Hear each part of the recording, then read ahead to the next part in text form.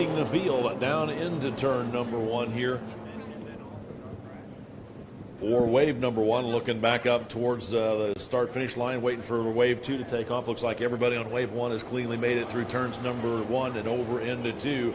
Then it's going to be bike number 13 back there. I believe that's Steve DeCamp getting the jump on the field as he thunders down the front straightaway towards turn number one. Meanwhile, the first wave is already out of turn number three, up over the crested hill into four, over into five.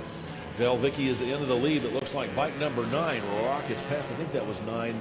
Colton Roberts now leading down into the braking zone for Charlotte's Web as everybody in the first wave kind of tentatively working their way through there on this very wet track again this morning.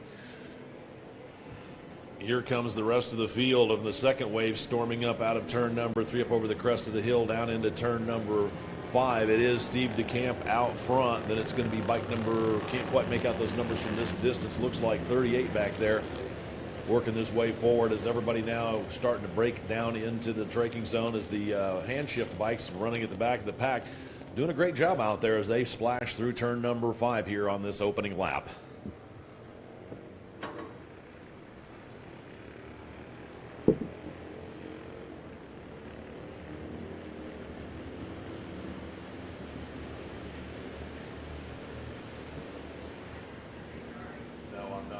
It's up. It finally showed up, but I've got no data.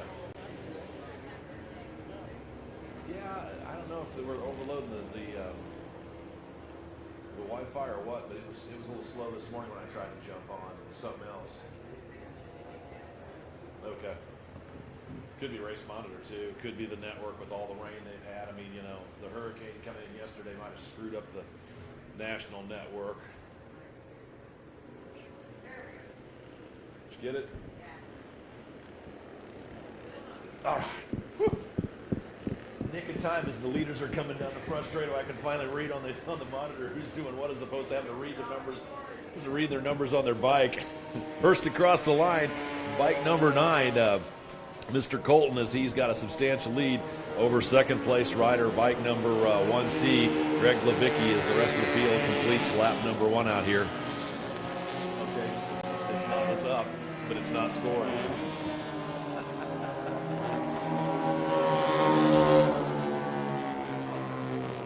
No, Colton Roberts.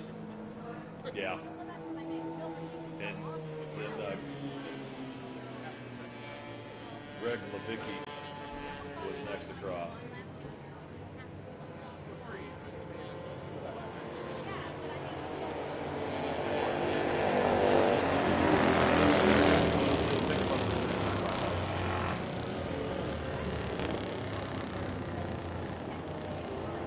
People are coming by. It's not everybody. Who's online?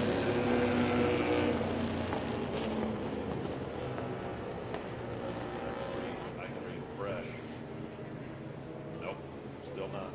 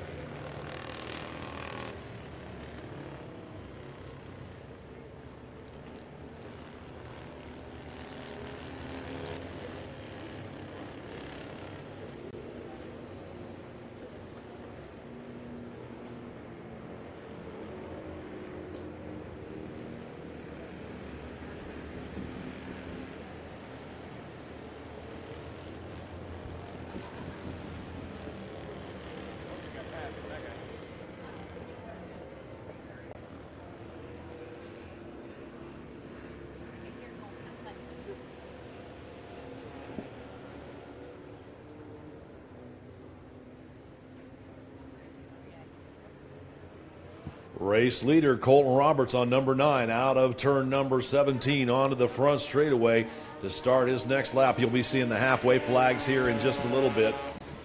Then it's going to be bike number 1C, Greg Levicki, back there in that second place position.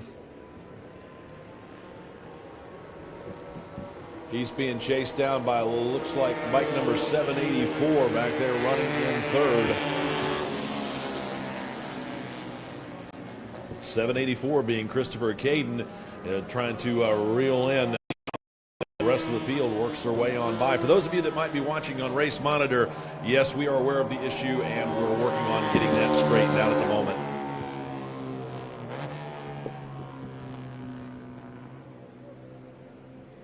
Now the clock's running.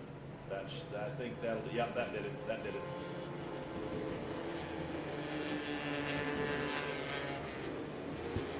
Okay, we've got Race Monitor back up, and I made a mistake. Third place out there is actual Michael Barnes on bike number 820. Then 13D, Steve DeCamp is in fourth, and 357, Joe Corey rounding out your top five. What did I say, Michael? Now we just lost it again.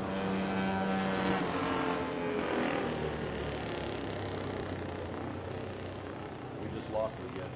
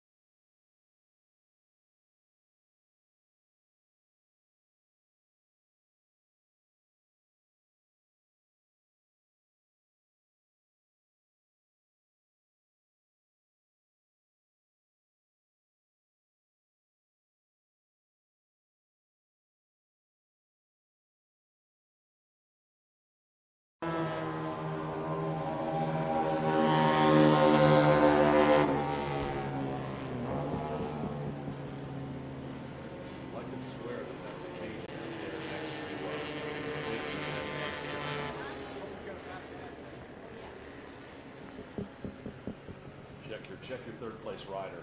It's showing Mitchell Barnes on Race Monitor. I could swore that last lap was 784, right there with Levicki running second and third.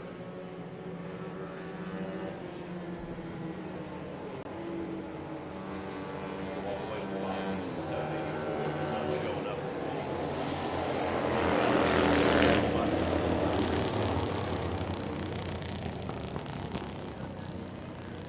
Yeah, but I'm almost positive I saw him go by the first lap. Attention out there in the paddock. Let's go first call. Let's go first call for race number 2, Sound of Thunder 2. You folks will be up here in just a moment. Again, it's first call. First call for race number 2, Sound of Thunder 2. You'll be up in just a moment. First call for race number 2.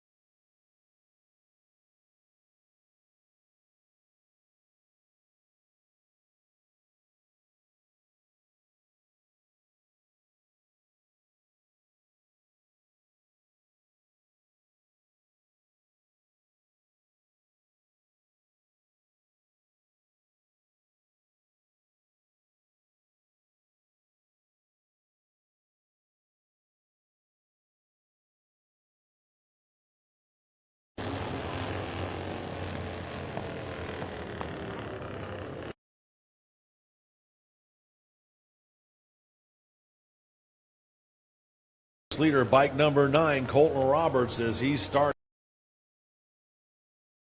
race number 1 of the weekend. That's going to be bike number 13, Steve DeCamp, back there, second overall. He's still leading in the class himself for, I believe, the Formula 250. Then it's going to be bike number 1C, Greg Levicki. He's running there second in class, 784. Caden back there in third, and then 820, Mitchell Barnes right there off the podium. Definitely, though, within striking distance.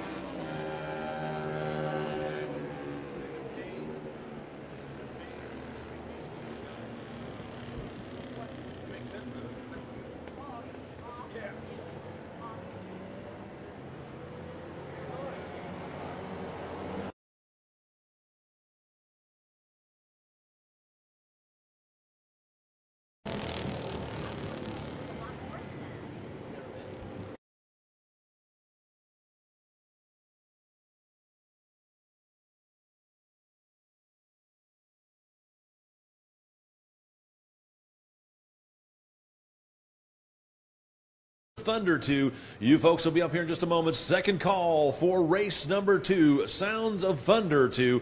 You'll be up in a moment. Second call, race number 2. Checkered flag out for your unofficial race winner, bike number 9.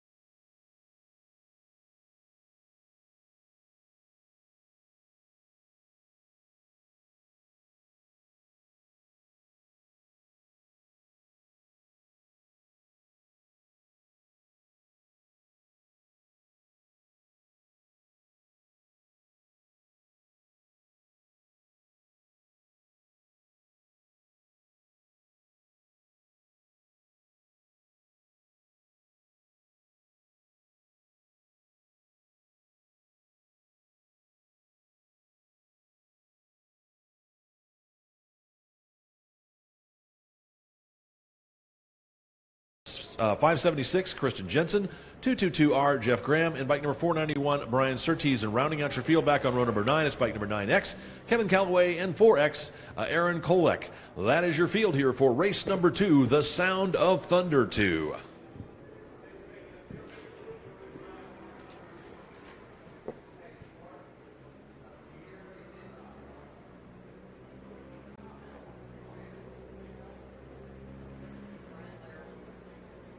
How would you say it? Laraber.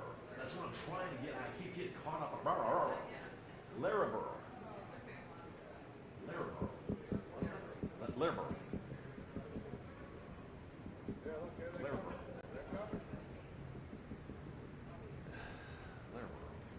Yeah, I've got a few that I'm getting tripped up on.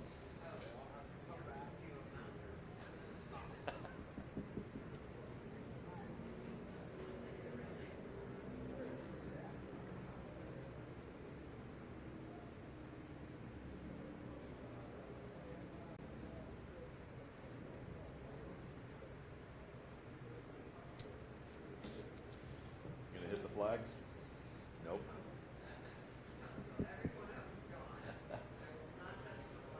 Oh, you got to wait till they all leave the grid. That's what I was thinking. Like, wait a minute, if you hit the grid, that'll count as one lap as they go by.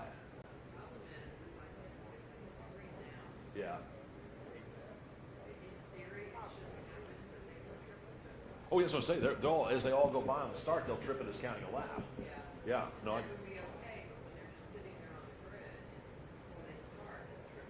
Oh, because they're close enough to it, it'll trip it off. Got it.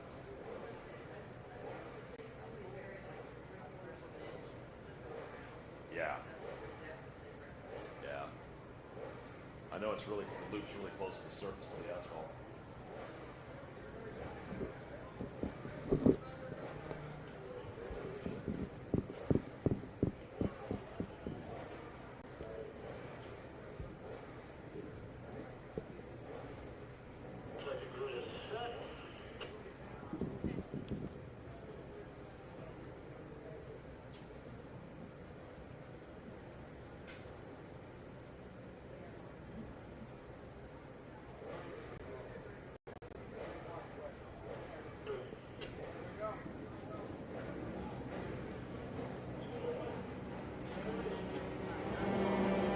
As the green flag waves, bike number 80, Chris Hasemeyer gets to the start, but so does 553, Paul Canale, back there from row number 2 as those two lead the rest of the field down in through turn number 1. Looks like everybody cleanly through turn number 1 over towards turn number 2, starting to spread out now single file here in this second wet race here of this morning. Looks like the precipitation has eased up there quite a bit, but everything is really damp. The hair is beyond humid with all of the moisture and fog out there.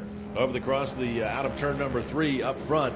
Bike number looks like 1D, Joshua Saxey up front, then 80 Hasemeyer, and then I believe it's 720 Clint Austin back there in third as everybody's starting to kind of pack up on the braking zone down into turn number 5. Charlotte's Web, a few people trying to tiptoe through there. The fast ones trying to work their way forward as the field spreads out, with bike number 1D, Joshua Saxey, leading the field as everybody now up over the crest of the hill through turn number 6, down that back stretch towards turn number 7 and 8, 9 over by the museum.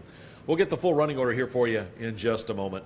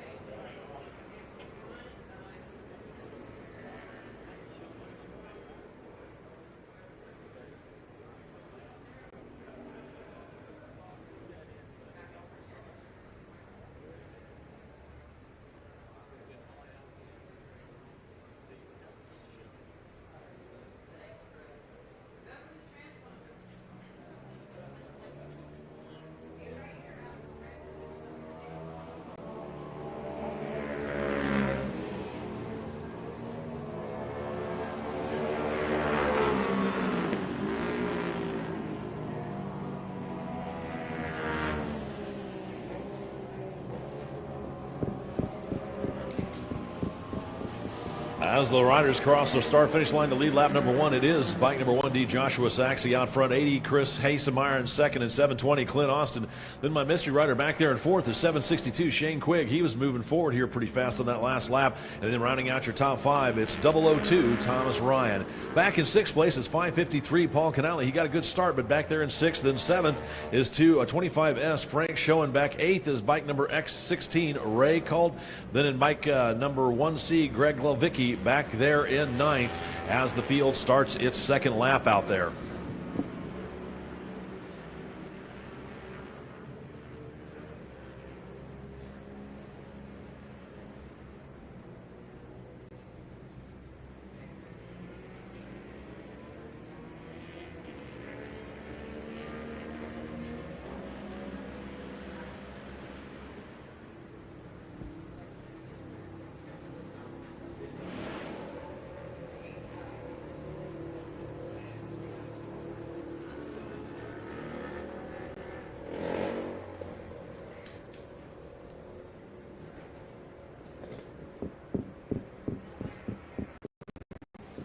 Looks like everybody's spread out fairly evenly throughout the track as bike number 1D, Joshua Saxey, continues to lead this one, working his way over through the back section of the course right now.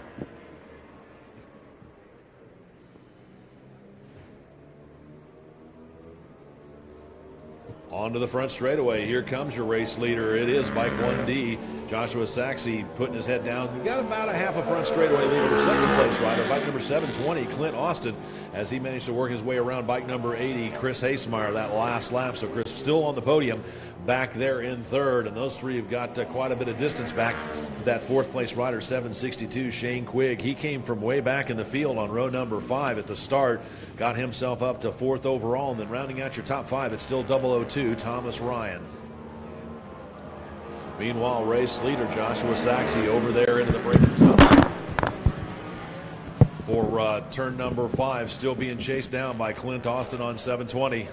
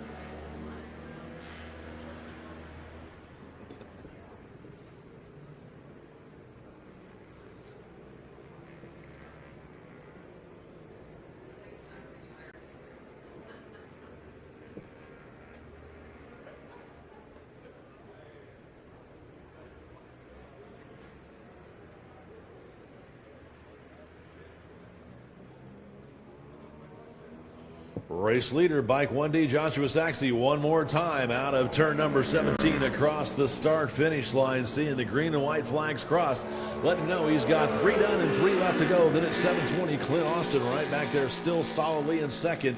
Then it looks like you're looking on back up the front straightaway. Here comes your third place rider, bike number 80, Chris Hasemeyer. About a front straightaway separate the top 3 as they shoot on down the front straightaway. All the bikes throwing a pretty good rooster tail out here with the amount of water that's on the track. Then 762 Shane Quigg there in fourth, and bike number 002 Thomas Ryan still rounding out your top 5. With the halfway flags out on this one, let's go first call for race number 3, Formula Vintage Bears and VSL. That's with Vintage Lightweight, Vintage Superbike Lightweight. You guys will be up here shortly. Again, it's first call for race number 3, Formula Vintage Bears and Vintage Superbike Lightweight. You folks are up here shortly. First call for race number 3. Going on back through the field, back in 6th, it's X16 Ray Call there in 6th. 7th is 25S Frank Schoenbeck. 8th at the moment is 553 Paul Canale, and then bike number 1C Greg Glovicki back there in the 9th position as everybody, I believe, has now seen halfway. These guys keep shedding parts off of their bike.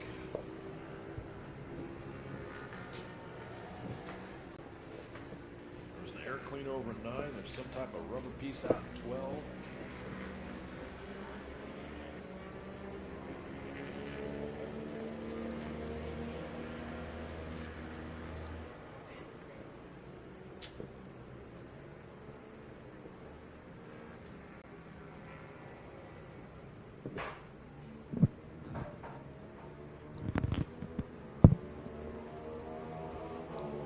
Race leader Joshua Saxe one more time across the start-finish line. He's definitely found his rhythm out there as 720 Clint Austin chipped away a little bit of the lead on that last lap. He's up to about a half a front straightaway lead as I believe Saxe might be on cruise control out there, but with still a couple of laps left to go, it's not the time to sit back and count your win just yet. Remember, we have to race to the checkered flag. Then it's third place rider, bike number 80H, Chris Hasemeyer across the line, solidly there in third. And then 762, Shane Quigg has got Hasemeyer in his sights, but he's running out of laps trying to reel him in as Clint Austin, mounting a late race charge, closes to about 20-25 bike lengths of Joshua Saxe as they're out of turn number 5 up the hill towards turn 6 and down that back straightaway they go. Looks like Saxe gets a great drive out of there, stretches that lead back up, so we'll see if Austin's got anything up his sleeve in the back section of the course and can close back in on him again. Meanwhile, Hasemeyer still holding on to that third position. Quigg closes in on him on the brakes down into Charlotte's Web, but Hasemeyer once again gets a great drive out of 5 over up the hill through 6 and down that back straightaway he goes once again. White flag should be coming out next time by.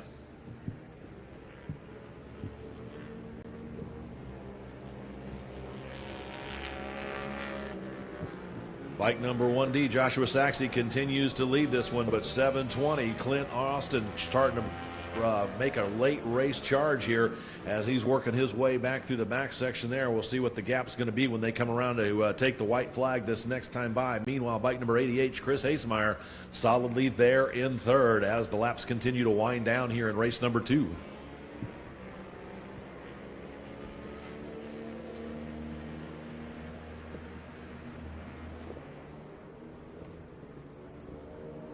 White flag out for Joshua Saxe, letting him know he's got one more lap. Then it's going to be 720. Clint Austin across the start-finish line. Still about a half a straightaway between those two. Austin's really going to have to turn it on if he's going to stand on that top step of the podium. Meanwhile, still looking back over towards turn number 17. Leaders out of 2 up the hill towards 3. Still haven't seen third place. Hasemeyer coming out of 17. Here he comes. So third place is out of 17 onto the front straightaway, while your leader's already over the crest of the hill to turn number 4, down into the braking zone for Charlotte's Web. The final time looks like 720. Clint Austin runs it deep on the brakes, pulls within about 15 to 20 bike lengths of Saxe, but just can't quite reel him in as Saxe gets a great drive out of 5 up over through that little kink of turn number 6 and down the back straightaway they go, gapping out to a good 30-40 bike lengths between those two, so not sure if Austin's going to be able to reel him in. Meanwhile, Hasemeyer holding on to that third position as he's up over the crest of the hill through turn 4, down into the braking zone for turn 5. Looks like 762 Shane Quigg back a little bit further this time, so it looks like Hasemeyer has that third place position pretty much locked up. He's just got to bring it home to see the checker. Meanwhile, up front, it's still bike number 1D, Joshua Saxe,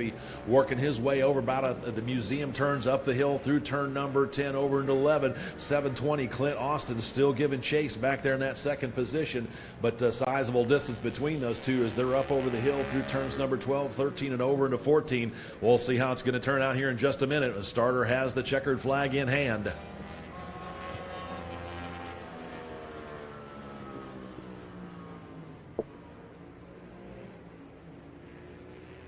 Race leader working his way through turns 15, 16, waiting for him to come onto the front straightaway as here he does. It's going to be bike number 1D, Joshua Saxe, taking the unofficial win in the checker here in race number 2, the Sound of Thunder 2. Then it's going to be bike number 720, Clint Austin out there taking an unofficial second.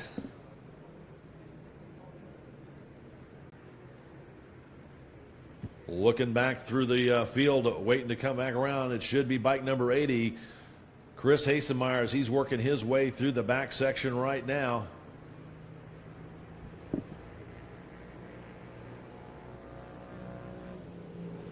Out of turn number 17, here he comes. It is going to be bike number 80, Chris Hasemeyer, taking the unofficial third place. Let's go second call. Second call for race number 3, Formula Vintage, Bears and Vintage Superbike Lightweight. You folks will be up in just a moment. Second call for race number 3, Formula Vintage, Bears and Vintage Superbike Lightweight. Second call for race number 3.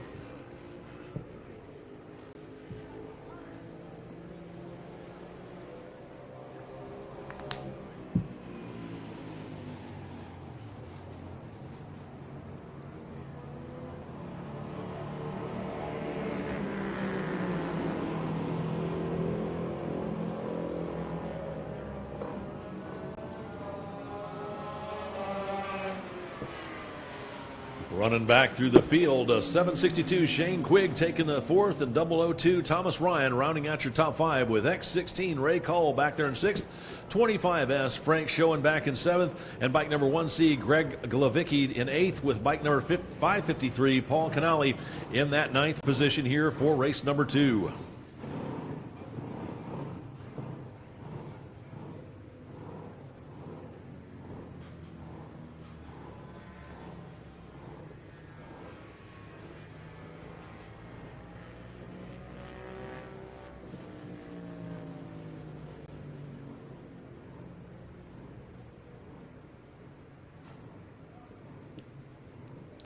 While we got a moment, want to remind everybody it's a great time to check your transponders on your bikes. Make sure that they're there before you head out for your racing activities this morning. Again, good time to check your race transponders. Make sure they're on your bike. Looks like we've got everybody in position out there. Let's go third call. Third and final call for race number 3, Formula Vintage, Bears and Vintage Superbike Lightweight. You folks are up right now. If you want to pull the tire warmers off the bikes, grab your helmet, zip up your leathers, bring your equipment on up here. It's time to go racing. Again, it's third call, third and final call for race number 3, Formula Vintage, Bears and Vintage Superbike Lightweight. You folks are up right now. Again, third call for race number 3, third call.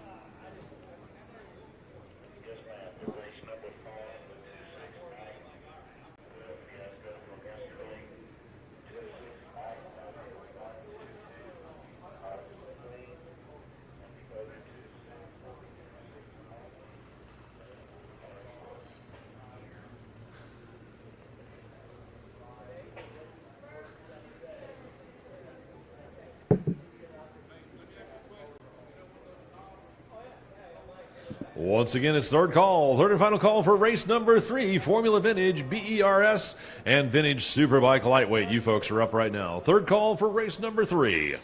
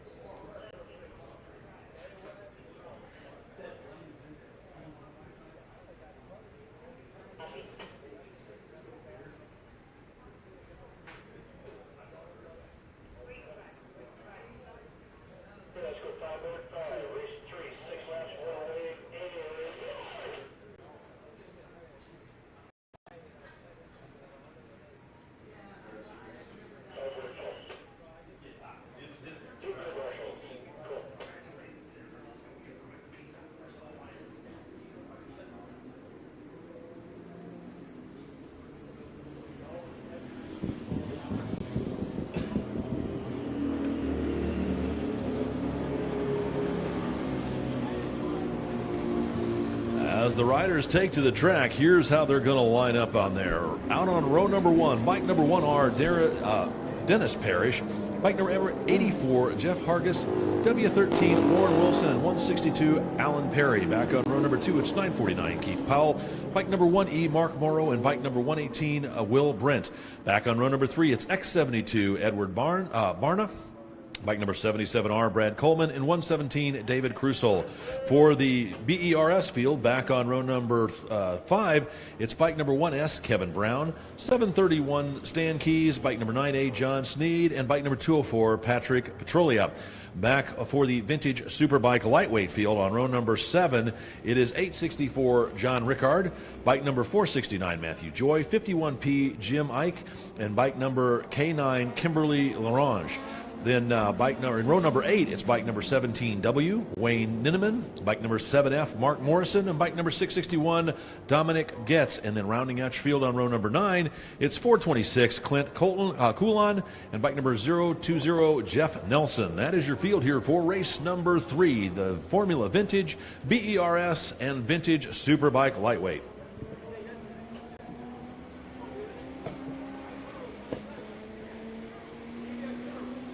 Also want to put out there, I see Kimberly's out there, and this Kim's out in this race, but that reminded me the AHRMA merchandise booth is open there under Tech, and they have just a scant few limited number of the event-specific AHRMA T-shirts for this race weekend, sponsored by Rev Moto. So if you're wanting to get down there and pick yourself up one of those event T-shirts, now would be the time to do it, or immediately following this race when Kim gets back, because I'm sure they've got other people over there.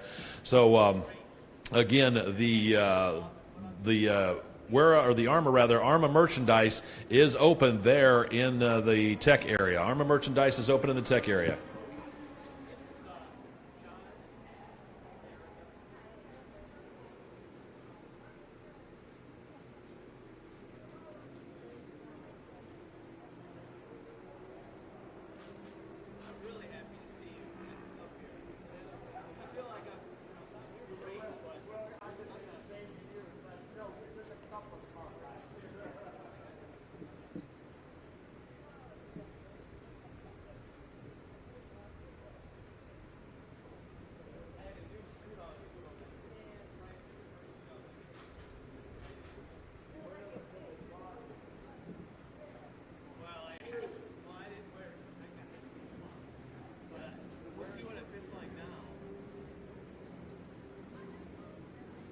We're getting a bike out of 8, so stalls.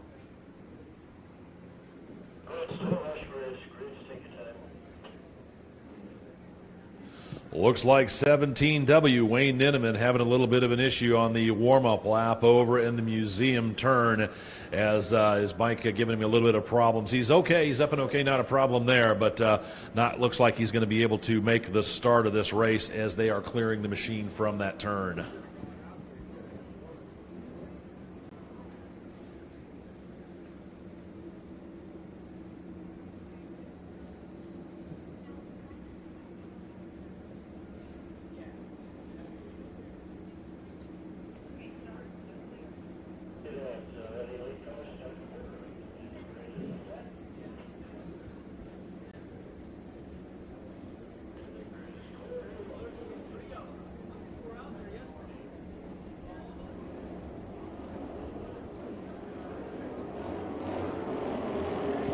The green flag waves. Looks like it's 84. Jeff Hargis getting a jump on the field. He did real good in this race yesterday.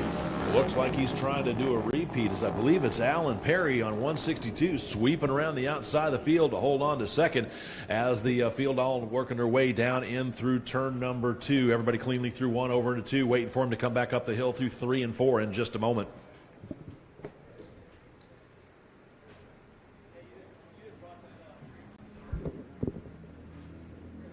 Race leader 84, Jeff Hargis, up out of over the crest of the hill into 4. It is Alan Perry there in second. Then it looks like it's 77X. That could be 77R, which would be Brad Coleman. working his way forward, although X72, Edward Barna's in there too, and he's a pretty fast rider, so they're kind of a distance from him. We'll get the confirmation of who's there in now that second place position, as looks like Hargis out front, Perry back there in third, the rest of the field spread out single file. Everybody cleanly through Charlotte's Web for the first time, so she doesn't collect anybody this lap, thank goodness, as the field works their way through the museum turns right now. We'll get the confirmed running order in just a moment.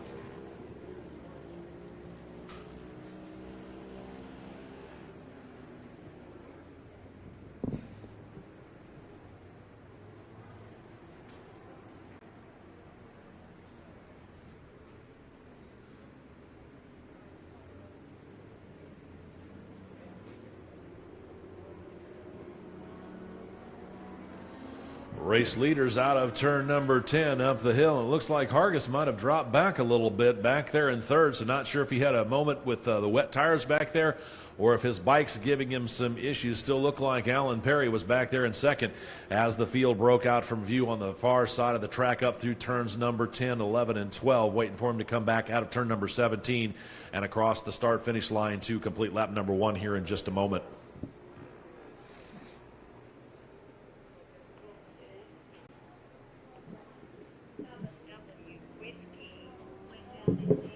Leaders out of turn number 17 onto the front straightaway. It's going to be Alan Perry leading this one. Then my mystery rider back there is going to be 1S, Kevin Brown. He's my mystery rider. Actually, no, I'm sorry. That second place rider looks like he doesn't have a transponder on as he didn't show up on race monitor. 84, Jeff Hargis back there in second. 469, Matthew Joy in that fourth position. In 1R, Dennis Parrish rounding out the top 5. Then it's X72, Ed Barna back there in fifth. 7F, Mark Morrison in sixth. Then 731, Stan Keys back there in 7. I believe Stan's leading for the Stan's leading for the BERS race. And then we're going to move our way on back to W13, Warren Wilson rounding out in that 8th position.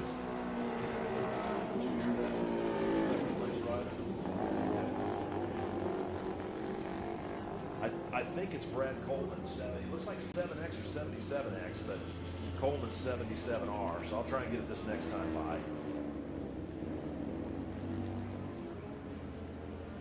Okay. Yes, I can bike. What's the number of the second place bike, please? Yep, Brad Coleman. Copy, thank you. No transponder. Yeah. Either a non-transponder or a non-functioning transponder. Oh, okay.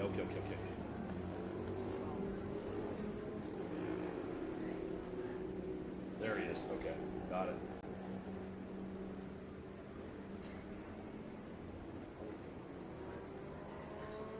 There you go.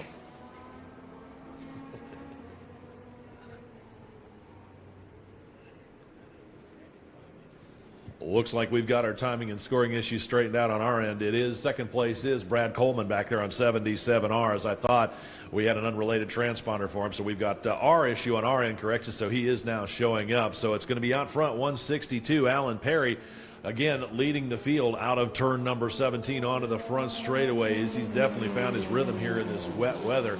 About almost a full front straightaway lead here to the second place rider, which is 77R, Brad Coleman. Brad got a great start there, coming from way back in the middle of the third row. Number 469, Matthew Joy, as 84, Jeff Hargis continues to drop back. He got a great start, and I'm not sure if he might be running into some bike issues out there, as he's running second in class for the Formula Vintage. Actually third in class for the Formula Vintage. And then it's going to be bike number 1R, Dennis Parrish. He's rounding out your top 5. Looking on back through the field, I think it's bike number 7S, Mark Morris. I believe they're holding down second place in the Vintage Super Bike Lightweight. 469, Matthew Joy, he's leading that class. He's running third overall. Then it's going to be 731, Stan Keys leading for the BEARS field.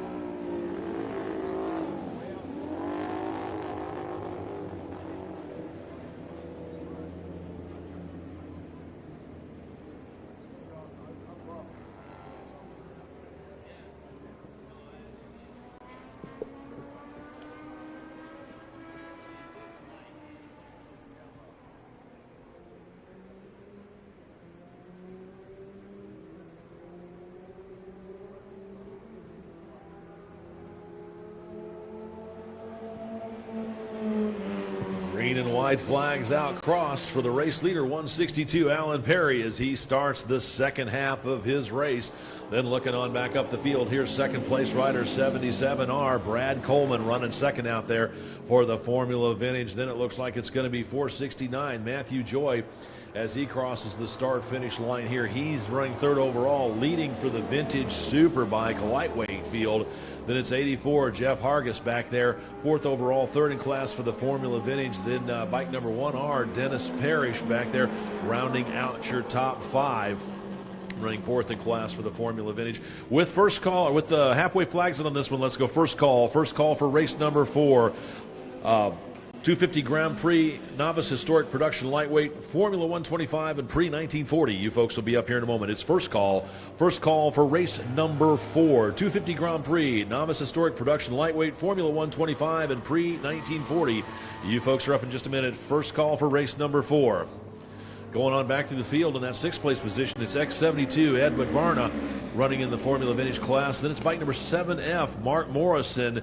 He's running 7th overall. I believe he's running second in class for the Vintage Superbike. Then it's 731, Stan Keys. He's leading for the Bears field.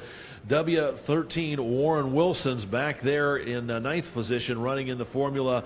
And if the grids are right, bike number K9, Kim Larange, leading, or rather running third. She's on the podium for the Vintage Superbike lightweight field. So congratulations to her if she can keep it going here for another few laps and take that unofficial third place. A well-deserved one. Out front, though, it is still bike number 162, Alan Perry, leading this one as he's working his way through the back section of the course right now.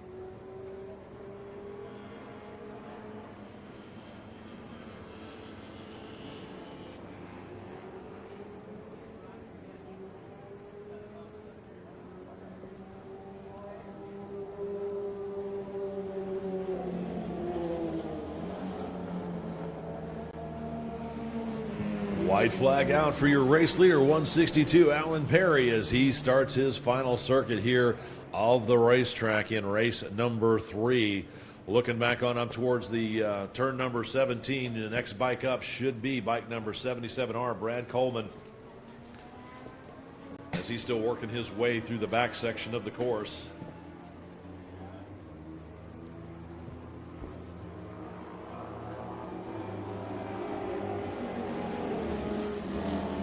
Actually, next across the line is going to be 469, Matthew Joy. He's leading for the Vintage Superbikes. Then it's going to be 84, Jeff Hargis. Then it's going to be 77R, Brad Coleman. His bike not sounding too happy as it comes down the front straightaway, so he was solidly there in second overall, dropping a position, still soldiering on, trying to will that bike to get it, make it one more lap to hold on to that third place position. Then it should be bike number 1R, Dennis Parrish, across the line. He's up next, and rounding out your top 5.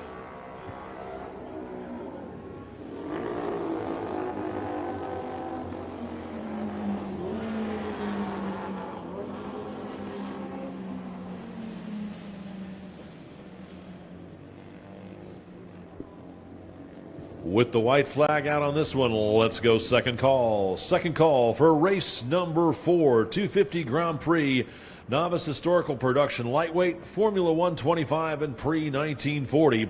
You folks will be up here shortly. Again, it's second call. Second call for race number 4, 250 Grand Prix, Novice Historical Production Lightweight, Formula 125 and pre-1940. You folks are up here shortly. It's second call for race number 4.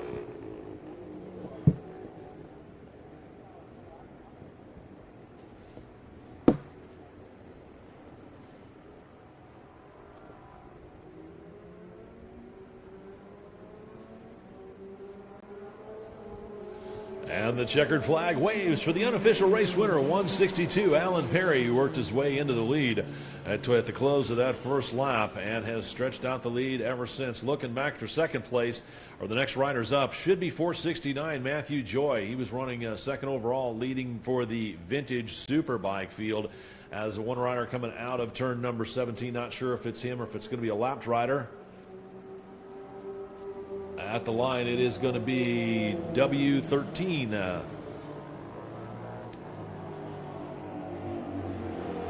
Then we've got 84, Jeff Hargis. He's worked his way up to second overall, second in class for the Formula Vintage. Then 469, Matthew Joy back there, third overall, still leading for the Vintage Superbikes. And we're going to see if bike number 77R, Brad Coleman, if he's going to be able to nurse that thing on home to take that third place podium position.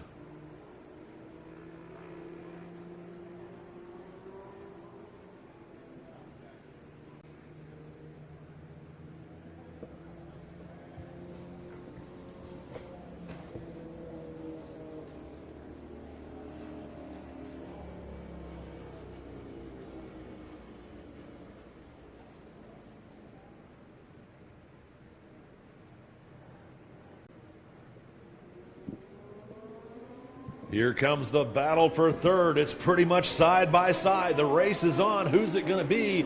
Looks like it's Dennis R.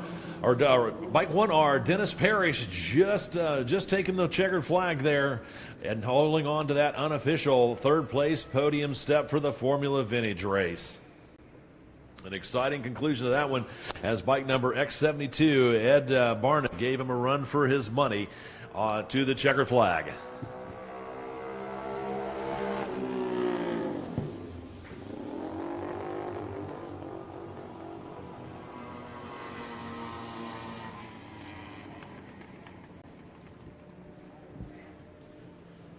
Where's Brad?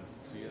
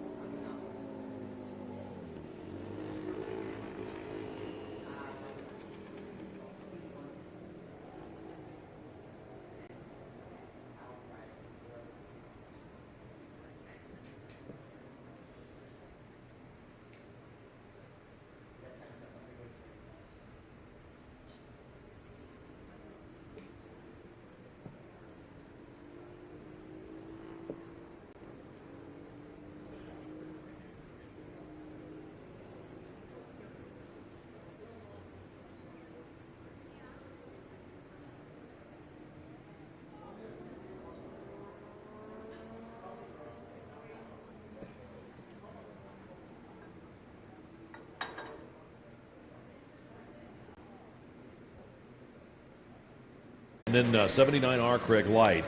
On row number 2, it's 27X Ross Tuffy, and bike number 2J Jonathan Hollingsworth, and 950 Don Hollingsworth. For the novice historic production lightweight field, back on row number 4, it's bike number 22B Tim Terrell, 019 Shane Powers, 727 Beasley Ayers, and 842 Thomas Sanders. Row number 5, it's bike number 6F Frank Cotton, and 9K Candy Sneed. For the Formula 125 class, back on row number 7, it's bike number 9 Colton Roberts, 123 Jonas Stein, 951 W Corey, and 516 Sakis Vasilopoulos.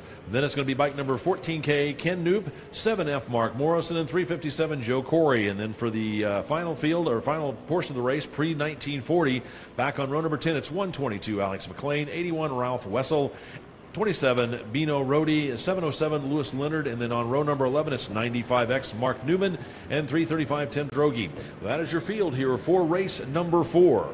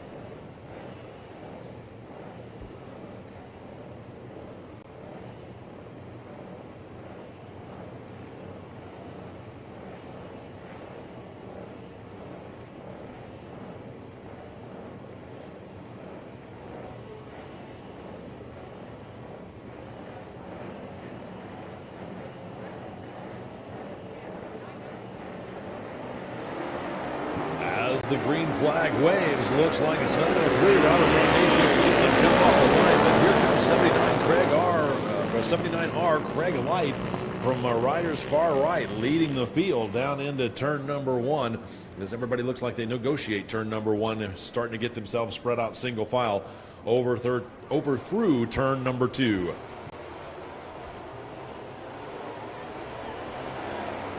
Second wave now cleanly away as they work their way down to turn number 1. Bike number 9, Colton Roberts getting the jump on them. Not a surprise there as Colton's been extremely fast this weekend.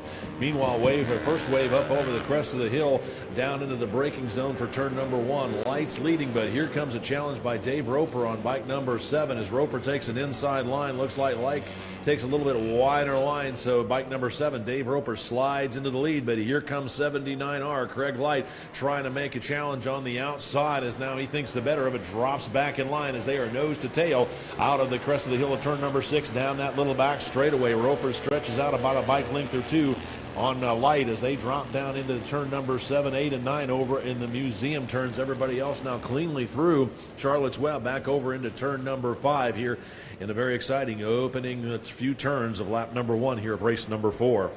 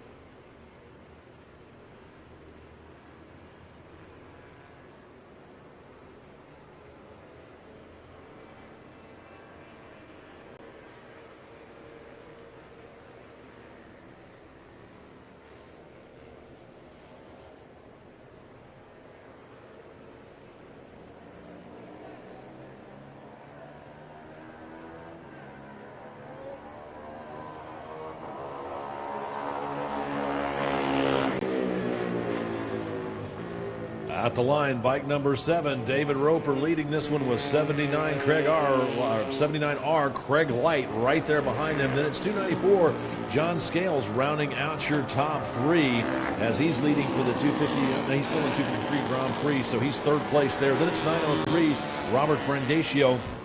And then it's going to be bike number 21, Jonathan Hollingsworth, rounding out your top 5. Bike number 9, Colton Roberts leading out there for the Formula 125. He's worked his way up to 6th overall. Then 357, Joe Corey back there in 7th. 19, Shane Powers in 8th. 951, W. Corey back there in 9th. And bike number 7F, Mark Morrison rounding out your top 10 as he's just run the race previous, now in his back-to-back race.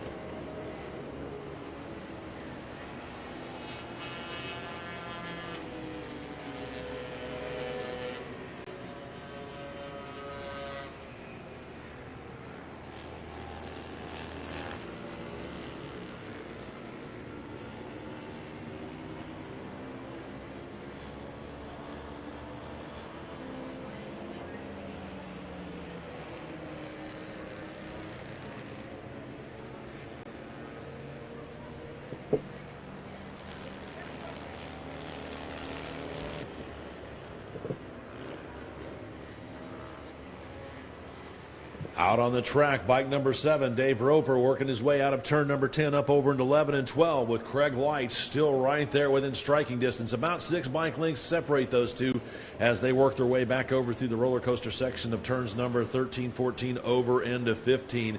Then it's going to be bike number 294, John Scales. He's holding on to that 3rd position, but 903, Robert Brangasio right there behind him. So let's see if Robert can get his way up onto the podium or if John Scales is going to be able to hold on to it as they're still working their 2nd lap here of this 6-lap event. Then back in looks like back in 6th place right now, still bike number 9, Colton Roberts leading for the Formula 125 class. He's still being chased down by 357, Joe Corey. He's running 2nd in class. Then Shane Powers looks like he's leading for the novice historical production field as your race leader. Bike number 7, Dave Roper, once across the start-finish line with 79R, Craig Light in tow as those guys start their next lap. Then it's Jonathan Scales in 294, and then bike number 9, Colton Roberts, really coming on strong that last lap, moving himself up to 4th overall. He's still leading in class for the Formula 125, starting way back in that 2nd wave. He's got 357, Joe Corey right there with him. So those two work their way up to 4th and 5th respectively as they continue their charge towards the front. Meanwhile, Roper's right there. Actually, no, Roper's still in the lead, but Craig Light's right there, right behind him as they crested the hill out of 3 and down into the braking zone for turn 4 and 5. So Craig Light's keen to put himself on the top step of the podium. I'm sure Dave Roper on number 7 is no less determined than not to let him have it, as those two have had a heck of a battle shaping up here out of over the crest of the hill for turn number 7 or 6 rather, down that back straightaway towards turn number 7, as halfway should be coming up here shortly.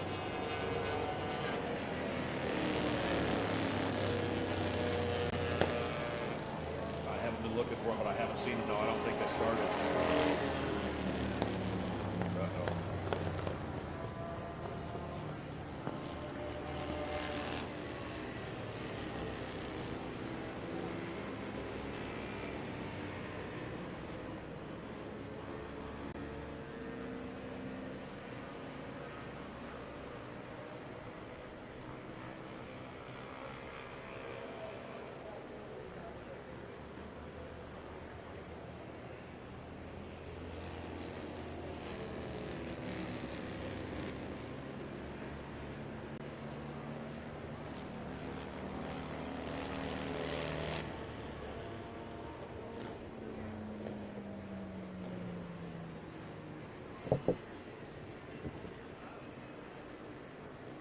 Looks like bike number 7, Dave Roper, still holding on to the slimmest of advantages as a bike number 79R. Craig Light continues to stalk him to try and put himself on the podium. Craig's been behind him for most of the races. Here they come out of turn number 17 onto the front straightaway. At the line, it's going to be Roper with Light trying to work the draft. Just 3 bike lengths adrift behind him. With the halfway flags out, let's go first call. First call for race number 5. First call for race number 5. Formula 500 Premier Vintage Cup, or 500 Premier Vintage Cup. It's Sportsman 500. You folks will be up in just a moment. It's first call. First call for race number 5. Formula 500, 500 Premier Vintage Cup, and Sportsman 500. First call for race number 5. Up front, bike number 7, Dave Roper, still holds the slimmest of the leads as bike number 79R, Craig Light, takes a look up the inside, thinks the better of it, drops back in line. Still 3 to 4 bike lengths separate those two as they dive down into the braking zone into Charlotte's Web one more time. Here comes bike number 9, Colton Roberts. He's worked his way up to 3rd overall. He started way back in that second wave, and he's still got 357. Joe Corey right there within striking distance as a battle shaping up for the Grand Prix, the 250 Grand Prix class and the Formula 125 class as 79R. Craig Light continues to stalk Dave Roper. Still probably no more than 4 or 5 bike lengths to separate those two riders through this entire race here, the first 3 laps, as they work their way over back into turn number 7, 8, and 9 over by the museum. I'm sure Mr. Light's trying to figure out and study Roper's lines, trying to figure out where and when he needs to pull the trigger to make that pass and try and make the pass stick. If he goes too early, Roper's got a chance to counterattack, but if he times it right, he can put himself on the top step of the podium as that duo working their way out of turn number 9. Light picking up the draft of Roper as they work their way over through turn number 10, back up into turn number 11 and 12 they go.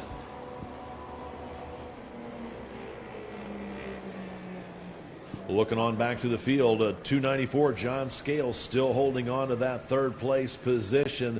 Then it looks on back, looks like W. Corey on 951. He's running 7th overall. He's standing in that 3rd place podium position for the 125 class, Formula 125s.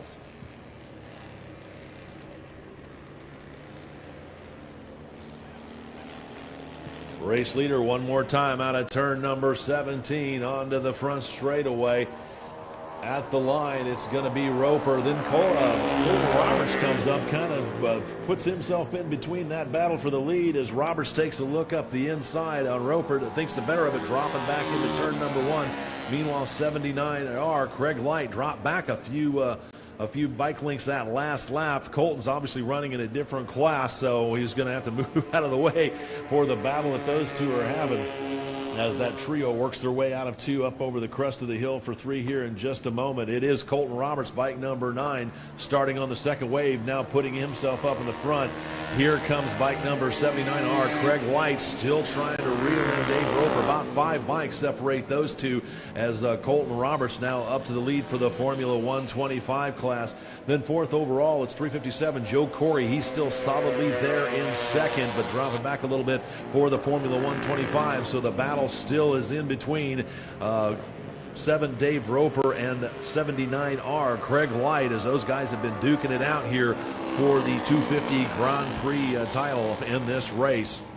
White flag should be coming out here next time by, as the leader, as the second place and third place riders. That battle between Roper and Light work their way out of turn number 9 up the hill back towards turn number 10 once again, with Roper still leading Light.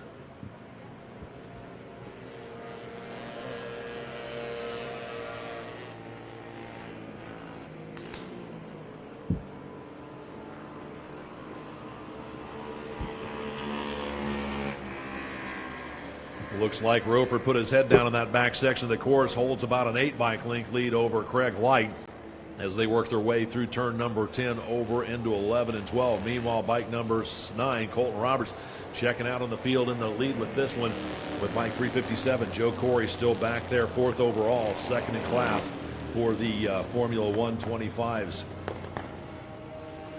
Meanwhile, looks like Dave Roper on bike number 7 still holds on to a few bike length leads over 79R Craig Light. Light trying to reel him back in through the turns 14, 15, and 16 area, waiting for him to come back onto the front straightaway. Here they come. Looks like a slower rider might be going to be an opportunity for the leaders as they get around him. Light right there on the tail section of Roper. White flag on this one, so whatever's going to happen between these two, it's going to have to happen. This lap is Colton Roberts leading.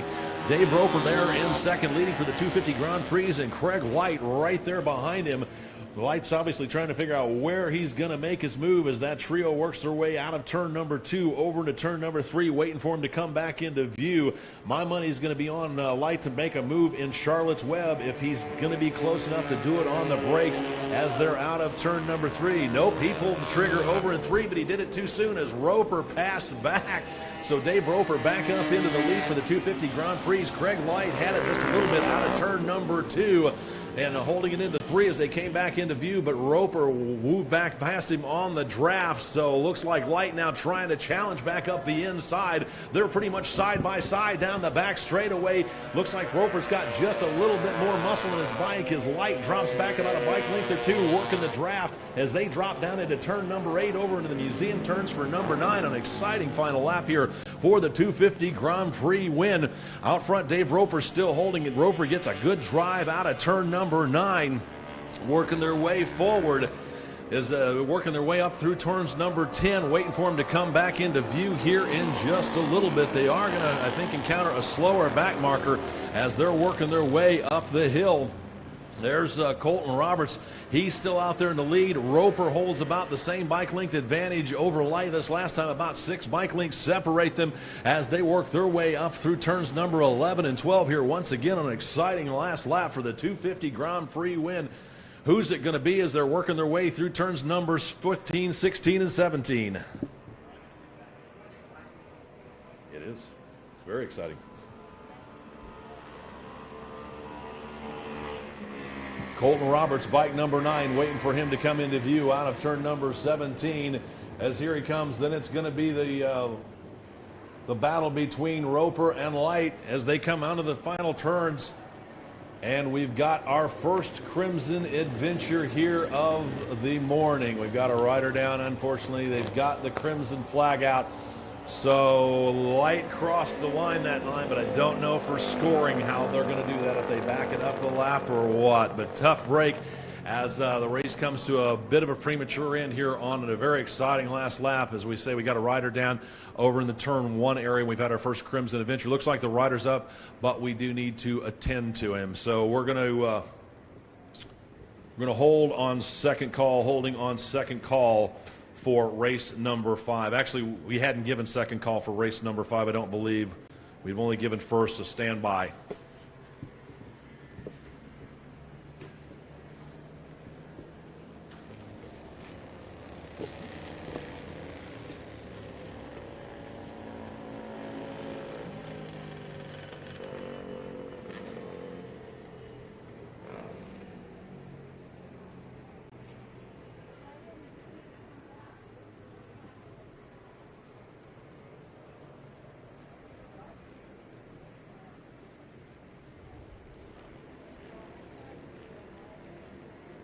that number.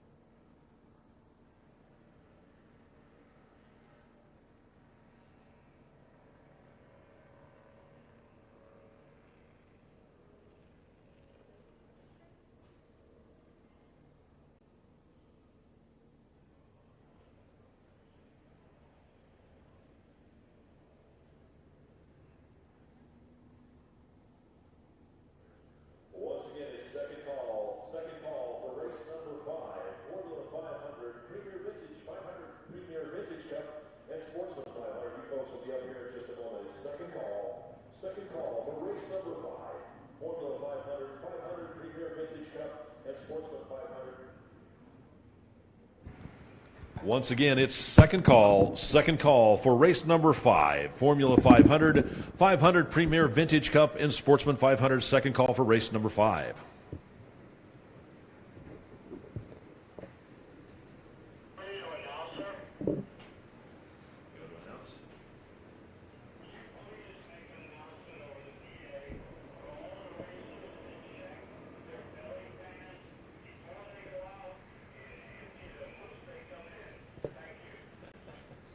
Copy that.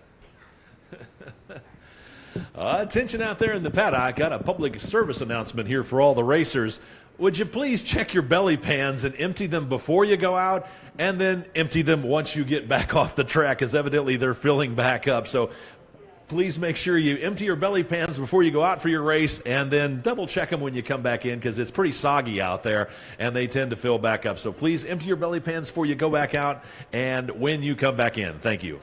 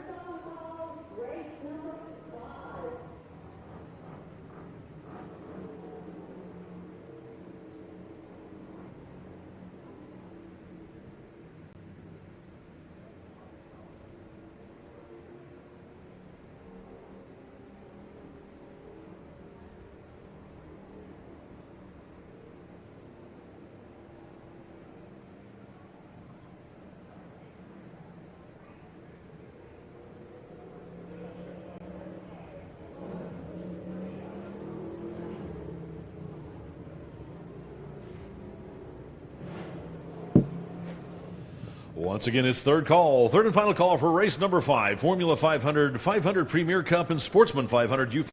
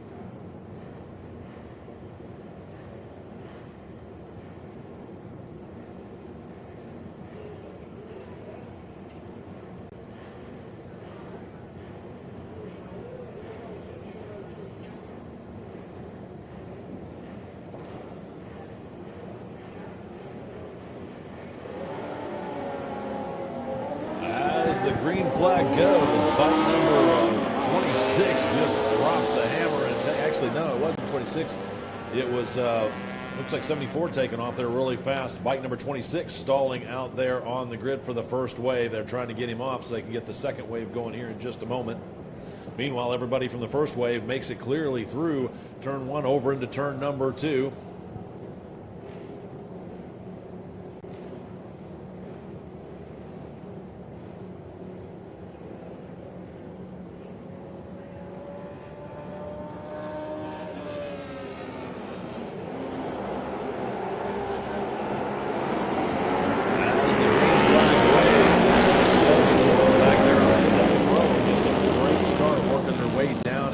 Turn number 1, while the first wave already spreading out single file, working their way over through the max stretch. We'll get the full running order for you in just a moment when they complete lap number 1.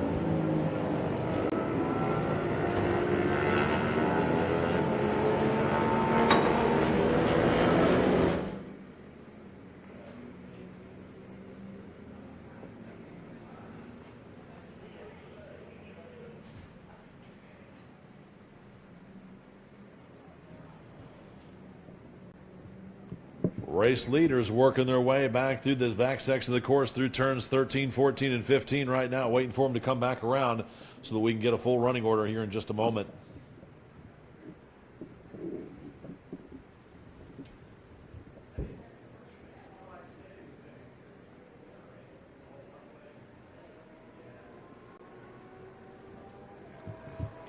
At the line, race leader is going to be bike number 122, Alex McLean. Not surprising, he's got 122 on the number boards, but I believe his bike's got a slightly different number, but that looked like him from back there in the back row, getting a great start as he's got well over a full front straightaway lead over second place rider across the lines going to be bike number 5S, Martin Morrison, and then 10P, Michael Platt. That rounds out your top 3 for the Formula 500. Quite a bit of a gap back to that second wave since we had a stall bike from the first wave, so they had quite a bit of time to sit there and think about it. Then the bike's 77Z, Dan Sokolich, he's running 4th for the Formula 500 class. Next across the line, it's going to be bike number 76, Wes Orloff.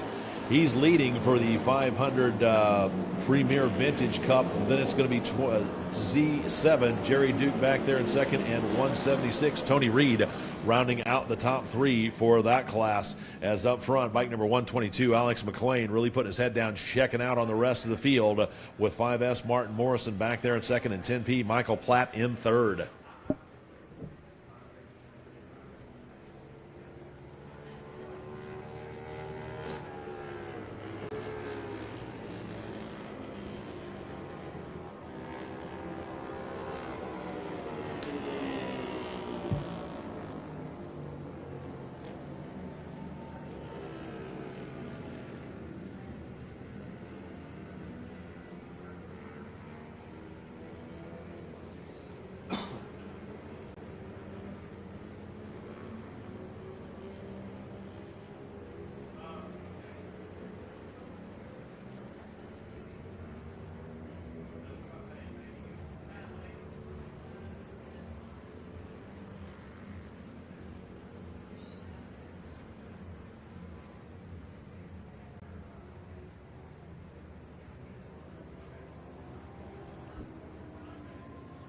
Race leader 122, Alex McLean, out of turn number 17 one more time as he's got himself a good rhythm out there.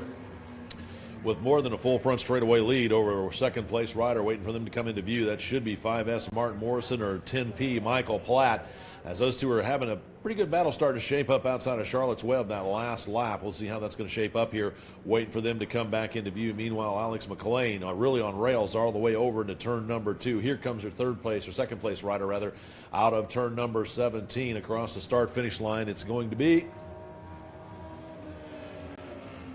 bike number 10P, Michael Platt. He's moved himself up into that second place with 5S Martin Morrison, dropping back just a little bit that last lap. I don't know if Morrison had a bit of an issue with this bike or if Platt just took a little bit to find his rhythm. So 5S Martin Morrison back there in that third place podium position for the Formula 500 class. Then it's going to be bike number 076, Wes Orloff, moving himself up to 4th overall, leading in for the Premier Vintage Cup class with bike number 176, Tony Reed, right behind him in second.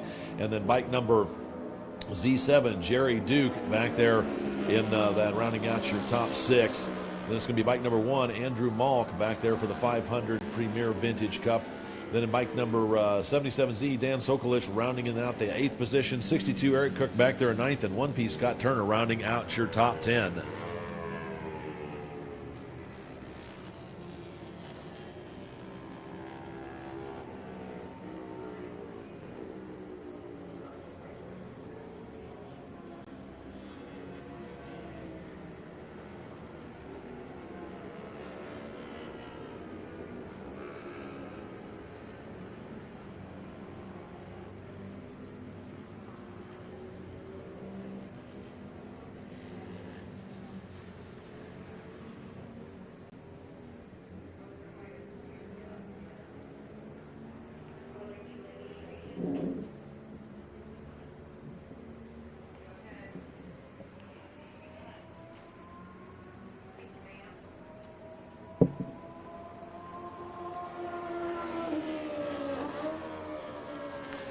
Race leader 122, Alex McLean, on a borrowed bike and on rails out there as he continues to stretch out his lead.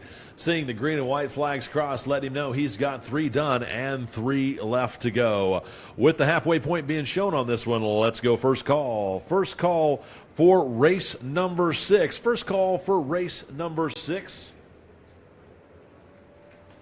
which is going to be Next Gen Superbike 2, Sound of Thunder 3, and Sound of Singles 2. You folks will be up here in just a moment. It is first call. First call for race number 6, Next Gen Superbike 2, Sound of Thunder 3, Sound of Singles 2. You folks will be up here in just a moment. It is first call for race number 6.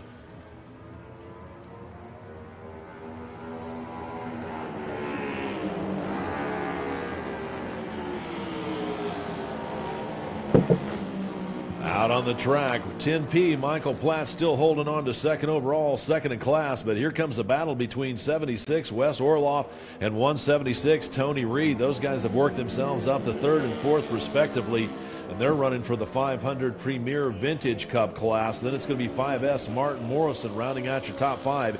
He's holding on to a third for Formula 500. Then it's going to be bike number Z7, Jerry Duke. He's rounding out your top 3 for the 500 Premier Vintage class. Then looking back for Sportsman, it's going to be 62, Eric Cook for the Sportsman 500. He's back there in 8th. 72, Michael Murray running second for the Sportsman in 9th. And the bike number 1P, Scott Turner, he rounds out your top 10. He's holding on to that third place for the Sportsman 500 class as halfway flags are out at this moment.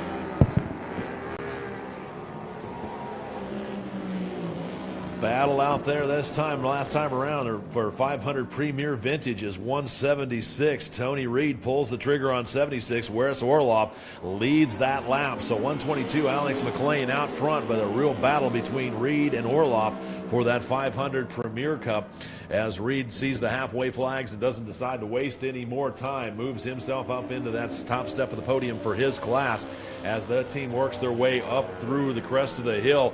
Now it's Orloff back again on the brakes, sliding up into the front of Reed. So those guys are pretty much nose to tail right there out of turn number 5 over into Charlotte's Web.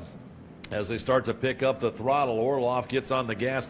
Reed can't quite get the traction that he had before, but trying to get it going as now he starts to reel in. But Orloff gets a great drive out of 6 down that little back stretch over towards turn number 7. We'll see how this battle's going to shape up here. With white flag coming out here in just a little bit.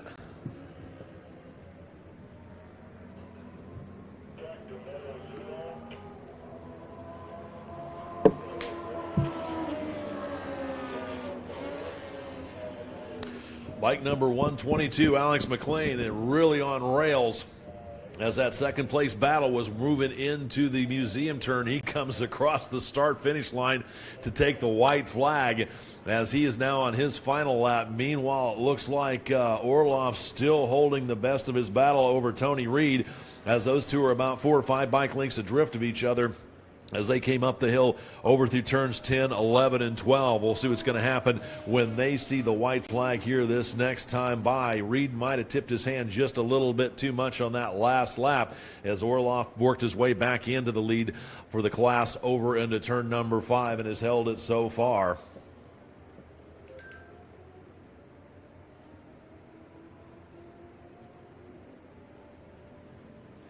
Here they come out of turn number 17 onto the front straightaway. White flag in hand. Who's it going to be leading this one? It is going to be Orloff back up to the podium position or the top step. Then 176, Tony Reed. It's his turn to chase as they dive down into turn number 1 over into turn number 2 here on an exciting last lap. This is back over the back section is where Reed was able to get back in front of Orloff that last lap. We'll be able to see if he's going to pull it back off this time as waiting for him to come back up into the view up through turn number 3 here. Here they come out of turn number 3. Looks like Orloff still out to the front. Reed trying to reel him in, but Orloff gets a good drive, stretches out about 5 bike lengths over the crest of the hill. Reed trying to close in on the brakes. It looks like Orloff doing a little bit of flat track, and I thought saw him drop his foot over in Charlotte's Web that last lap, and I couldn't quite see, but he definitely had his foot down that time. Then up over the crest of the hill, he tucks in behind the fairing and rose back up through the gears. So Orloff definitely got a little bit more horsepower than Tony Reed on 176 as those two are still running 1-2 over into the museum turn. Checkered flag in hand for the starter, waiting for bike number 122, Alex McLean, to come into view as he's on his final circuit. Meanwhile, the battle for the 500 Premier class or Premier Vintage Cup class still is going on as the Orloff leads Reed over out of the back section. And the checkered flag waves for the unofficial race winner, bike number 122, Alex McLean. That means it's second call for race number 6. Second call for race number 6, which is Next Gen Superbike 2, Sound of Thunder 3, and Sound of Singles 2. Second call for race number 6. You folks are up here in just a little bit. Second call for race number 6.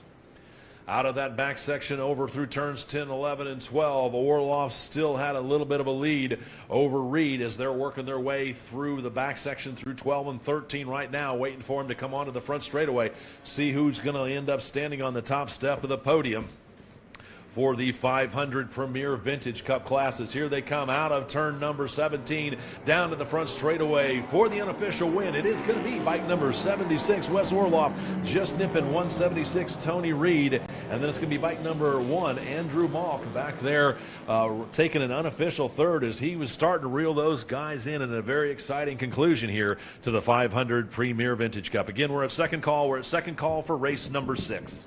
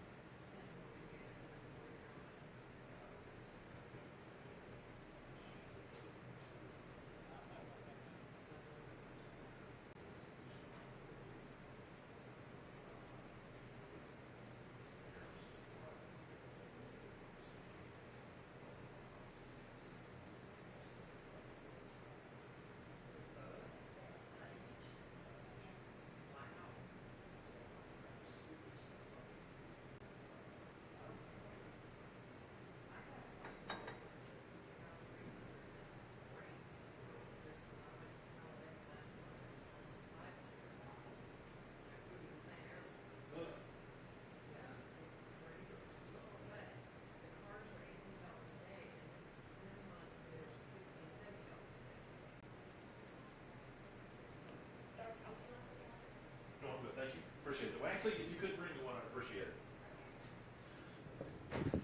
Attention out there in the paddock. We've got our back-to-back taken care of and the equipment moved around out there. Well, let's go third call. Third and final call for race number 6. Next Gen Superbike 2, Sound of Thunder 3, and Sound of Singles 2. You folks are up here right now. It's third call, third and final call for race number 6. Next Gen Superbike 2, Sound of Thunder 3, and Sound of Singles 2. Ladies and gentlemen, bring them on up. The track is now yours.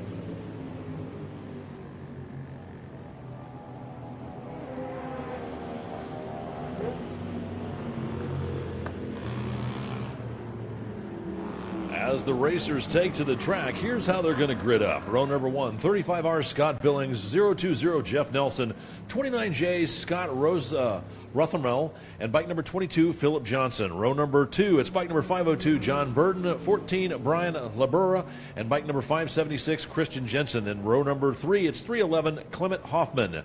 For the Sound of Thunder 3 class, back on row number 5, it's bike number 1D, Joshua Saxey, 13D, Stephen DeCamp, 97K, Kevin Grimmel, and 80H, Chris Hasemeyer. Row number 6, it's 553, Paul Canali, 46, Bob Robinson, 901, Sean Weiss. Then in row number 7, it's bike number 6E, Eric Burrell, 762, Shane Quigg, and 002, Thomas Ryan. Then 21B, Andrew Berkeley. On row number 8, it's X16, Ray Cull, 42N, Nick Hargis, and bike number 224X, Bill Howard. Row number 9, it's 425G, Gabriel Figueroa, 090, Arch York, 22A, Mark 10, and 55T, Eric Eads. Row number 10, it's 461, Malcolm Wilson, 45C, Carl Cohen, and 869, Aaron Smith. And in row number 11, it's 560X, Scott Wilson. For the Sound of Singles, back on row number 13, it's 1G, Ralph Staropoli, 3Z, David Frick, 55C, Ed Blount, and 66, Chuck Grocco. Row number 14, it's 76, Stuart Carter, 275, Mike Robinson, and 820, Mitchell Barnes. Then rounding out your field on row number 15, it's bike number 76R, Mark Punslow, 784, Christopher Acaden, and 251, Stuart Atkin-Cade. That is your field here for race number 6, the Next Gen Superbike 2, Sound of Thunder 3, and Sound of Singles 2.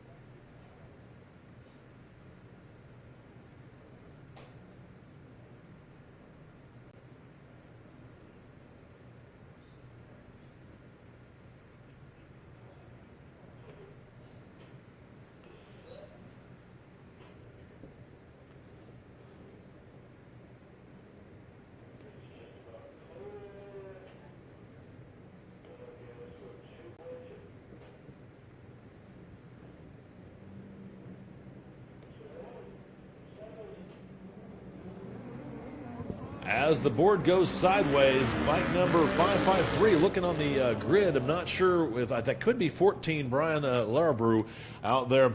The bike number wasn't matching what the grid was saying, so we'll have to get an understanding of who that is. But he got a great start.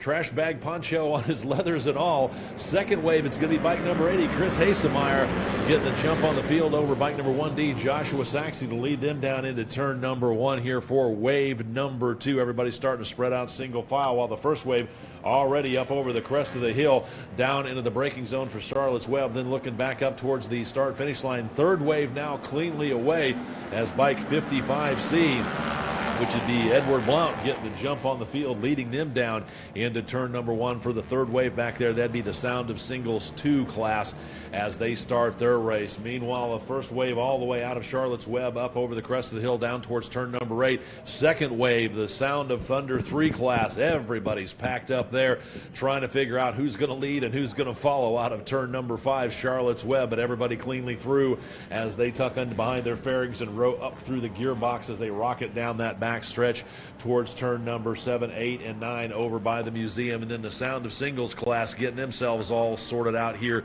as they work their way out of 3 up over the crest of the hill and forward down into turn number 5. We'll get the full running order here for you in just a moment when they complete lap number 1.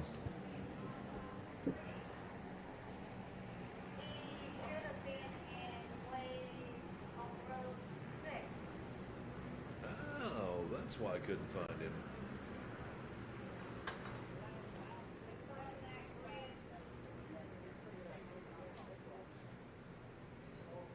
What the? I looked at him like, he got a great jump. I'm like, but who is he? I can't find him on the grid. You know, he was in the second wave, and he started with the first wave.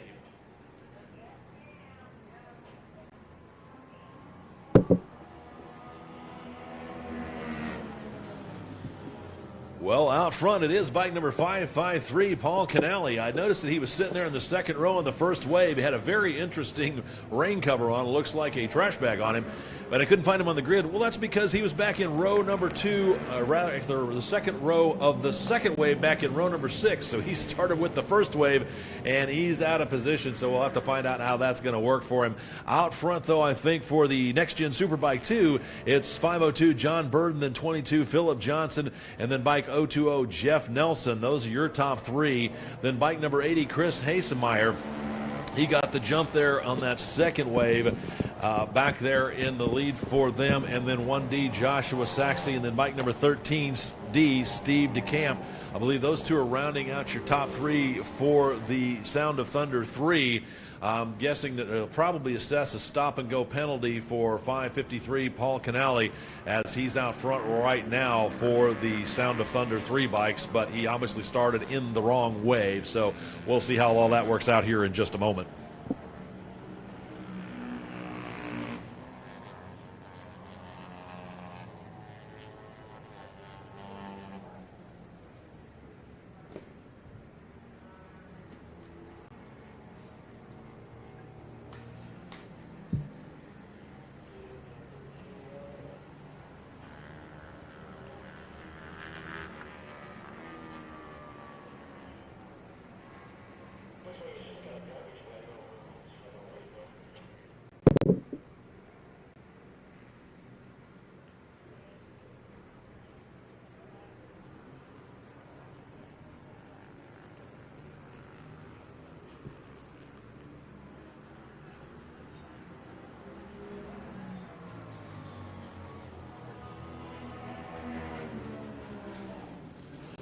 Looks like bike number 502, John Burden, out there on the front, leading the race now, leading for the Next Gen Super Bike 2, as the meatball flag, a black flag with the orange dot, shows for 553 Paul Canale for him to come in and see the officials. Then it's going to be bike number 80, Chris Hasemeyer. He's running 3rd overall, 2nd in class for the Sound of Thunder 3. Then bike number 1D, Joshua Saxey.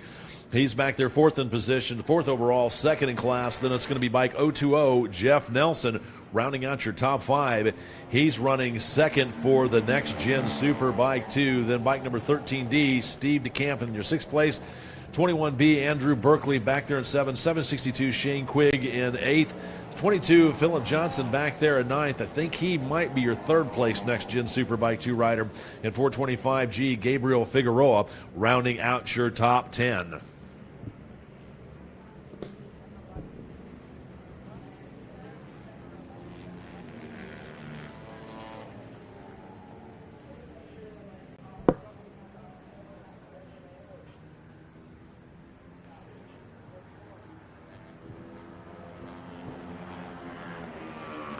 Pretty big class as everybody's starting to spread out single file. Looks like the precipitation has stopped for us. The track is still somewhere between wet and damp. The sun's been peeking out just a little bit, so it'll be interesting to see what the tire choices are going to be in the latter races as we approach the noontime hour here.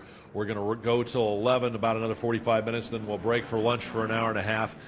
Towards the latter half of the lunch is when we're going to have the hand shift shootout race. That's going to be a 3-lap race. We're going to bring out the old bikes that are hand shift, and we're going to turn them loose for 3 laps and let them figure out who is going to be crowned the hand shift champion.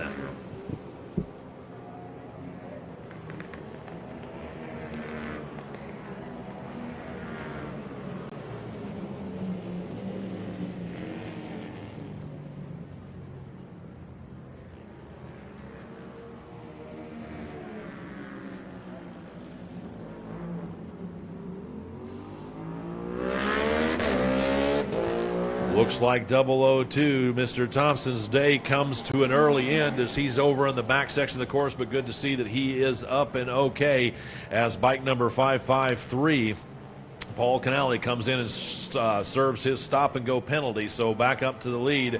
Halfway flag's out on this one. Let's go first call. First call for race number 7.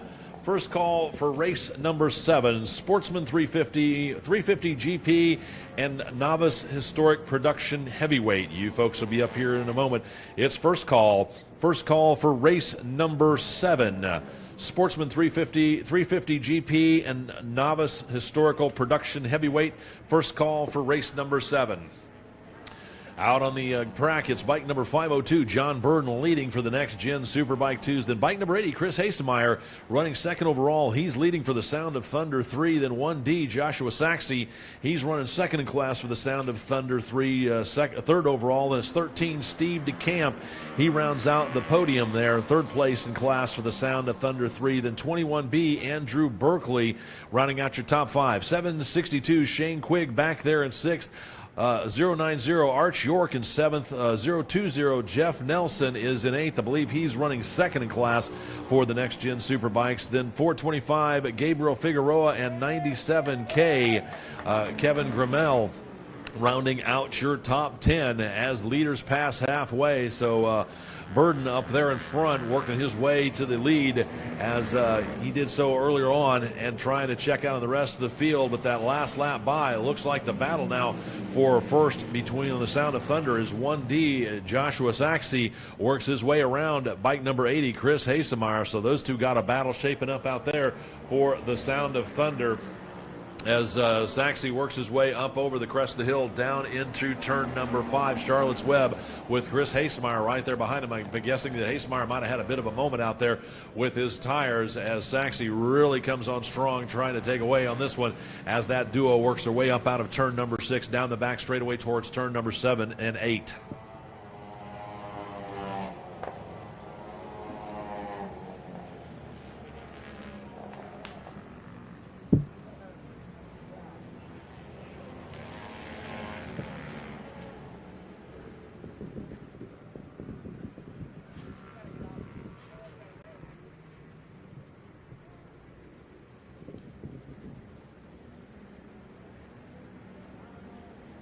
White flag should be coming out this next lap for your race leader, 502 John Burden, as he's working his way over through the back section of the course, waiting for him to come out on the start-finish line as everybody again spread out single file.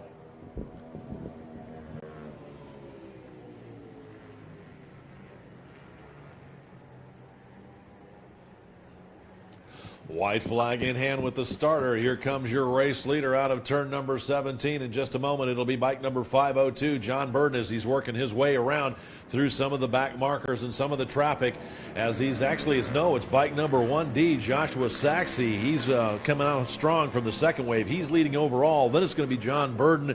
Then bike number 80, Chris Hasemeyer. So you got a Sound of Thunder 3 bike leading, a Next Gen Superbike 2 there in second, then a Sound of Thunder 3 bike there in third. So Saxe leading, Burden, Hasemeyer.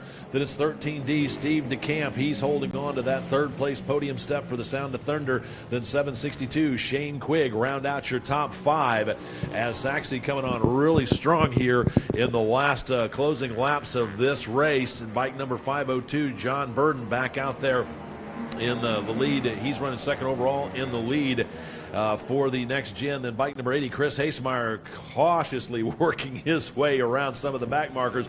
Looks like 762, Shane Quigg is reeled in 13. Steve DeCamp putting a battle on, a charge on for that third podium step as they're trying to work their way through some of the back markers. It'll be interesting to see how that's all going to shape up as they're coming up on their final lap. That trio working their way back over through the museum turns right now. Let's go second call. Second call for race number 7, Sportsman 350, 350 GP, and Novice Historic Production Heavyweight. You folks will be up here in just a moment. It's second call. Second call for race number 7, Sportsman 350, 350 GP, and Novice Historic Production Heavyweight. You folks will be up in just a moment. Out front, bike number 1D, Joshua Saxey leads this one as he continues to pick his way through the back markers, working his way on the back section of the track right now through turns 13, 14, and 15, waiting for him to come back around. Checkered flag in hand with the starter as here comes your unofficial race winner, bike number 1D, Joshua Saxey, across the start-finish line. Didn't get evidently the best of start, but really got himself rolling here to take the win for the Sound of Thunder 3. Then it's 502, John Burton taking the unofficial win for the Next Gen bikes and the Next Gen Superbikes 2. Then looking back, it's going to be bike number 13D, Steve DeCamp just nips 88. Chris Hasemeyer with 762. Shane Quigg right there on their tail sections.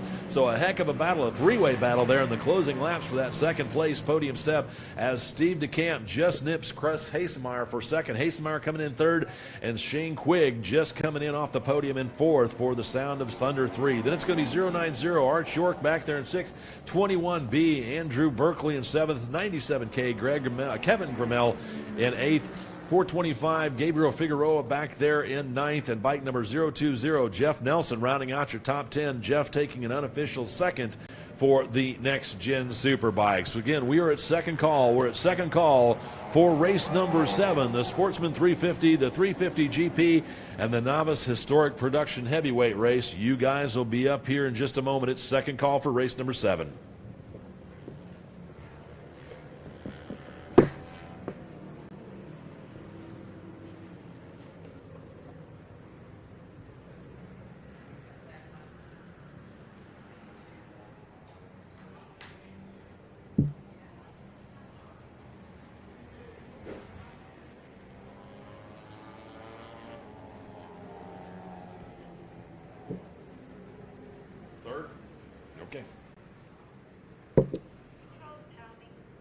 Attention out there in the paddock. Looks like we've got our back-to-backs taken care of and everything's looking good. So let's go third call.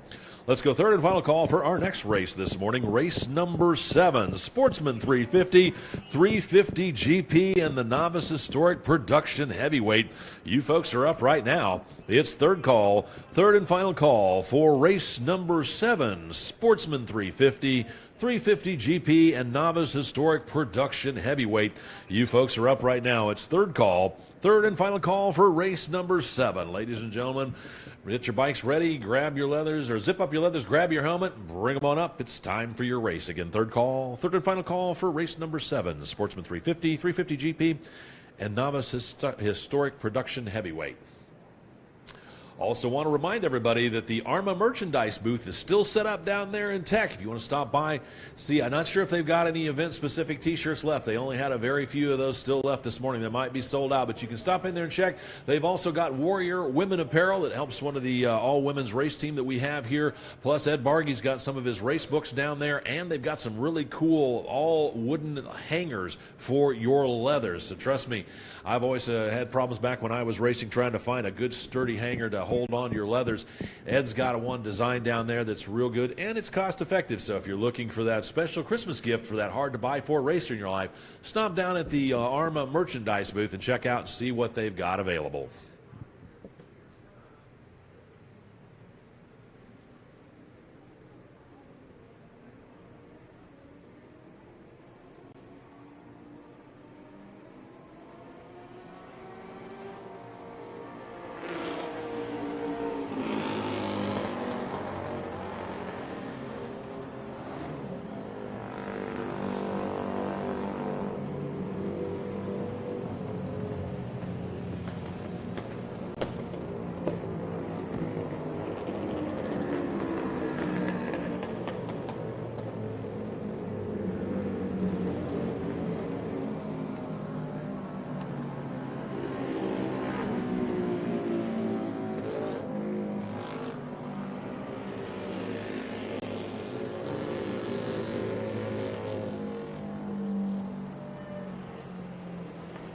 As the racers take to the track for their warm-up lap, here's how they're going to grid up out there. Row number 1 at 62, Eric Cook, 1P Scott Turner, 76 Unicorn Luke Sayer, and bike number 97R Ken DeBellick. Row number 2, it's 999 Hunter Longshore, 125S Bucky Sexton, and 32X David Felpel. Row number 3, it's 59 Gary Swan, 72 Michael Murray, and bike number 76 Greg Tomlinson. For the 350 GP class, back on row number 5, it's 122 Alex McLean, bike number 7 Dave Roper, Z7 Jerry Duke, and bike number 54 Jason Roberts. Row number 6, it's 679 James Korn, bike number 2J Jonathan Hollingsworth, and 950 Don Hollingsworth. Back on row number 7, it's 79R Craig Light, 320 Stan Miller, and 90 and bike number 9A John Sneed. For race number, for the novice historic production heavyweight class, back on row number 9, we've got bike number 22B, Tim Terrell, 15G, Sean Gilmore, 087 Lloyd Mason, and 700 Cameron Crockett. Rounding out your field on row number 10, it's bike number 17C, Mike Baker, and 842 Thomas Sanders. That's your field here for race number 7, the Sportsman 350, the 350 GP, and the novice historic production heavyweight race.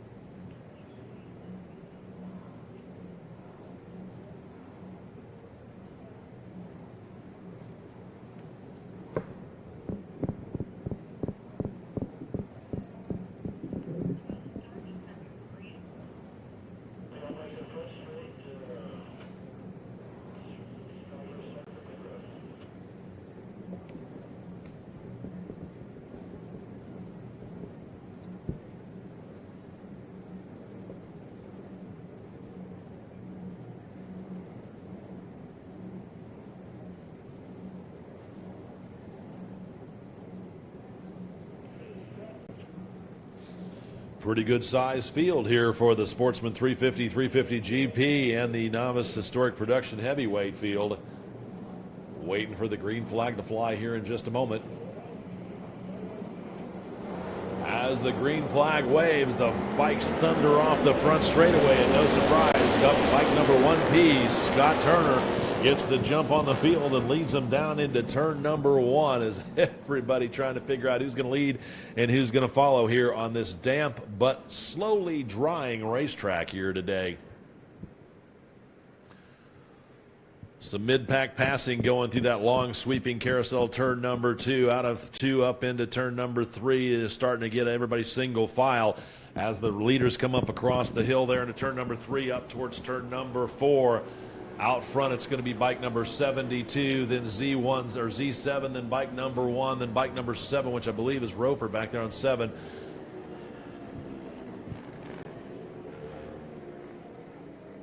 '72 would be Michael Murray. Looks like he got himself a great start all the way back on row number 3, working his way forward as everybody cleanly through Charlotte's Web down there in turn number 5, up over the hill for turn number 6, spreading out down in through turn number 7. One bike running a little slow here out of turn number 3, trying to nurse that thing on around as looks like his race is run just a little bit early.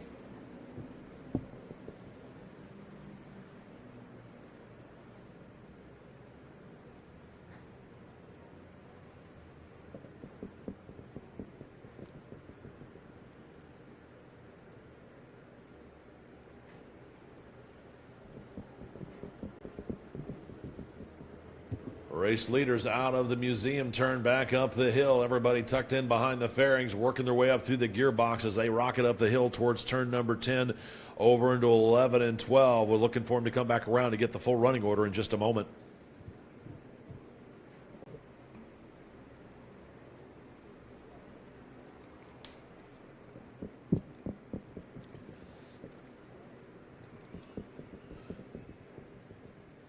Looks like race ends early for 072. Michael Murray is turn number 10 once again captures somebody over there. We had a lot of issues in that turn yesterday since the track started to dry out. It's still treacherous in turn number 10 as it looks like Michael Murray on bike 072 feels the crunch of it over there. Tough break for him, but he looks like he's up and okay, which is good to see. Another rider not quite negotiating turn number 17 down there as his front end tucks in that final turn. So at the line for the completion of this first lap is Z7 Jerry Duke out front with 1P. Scott Turner there in second.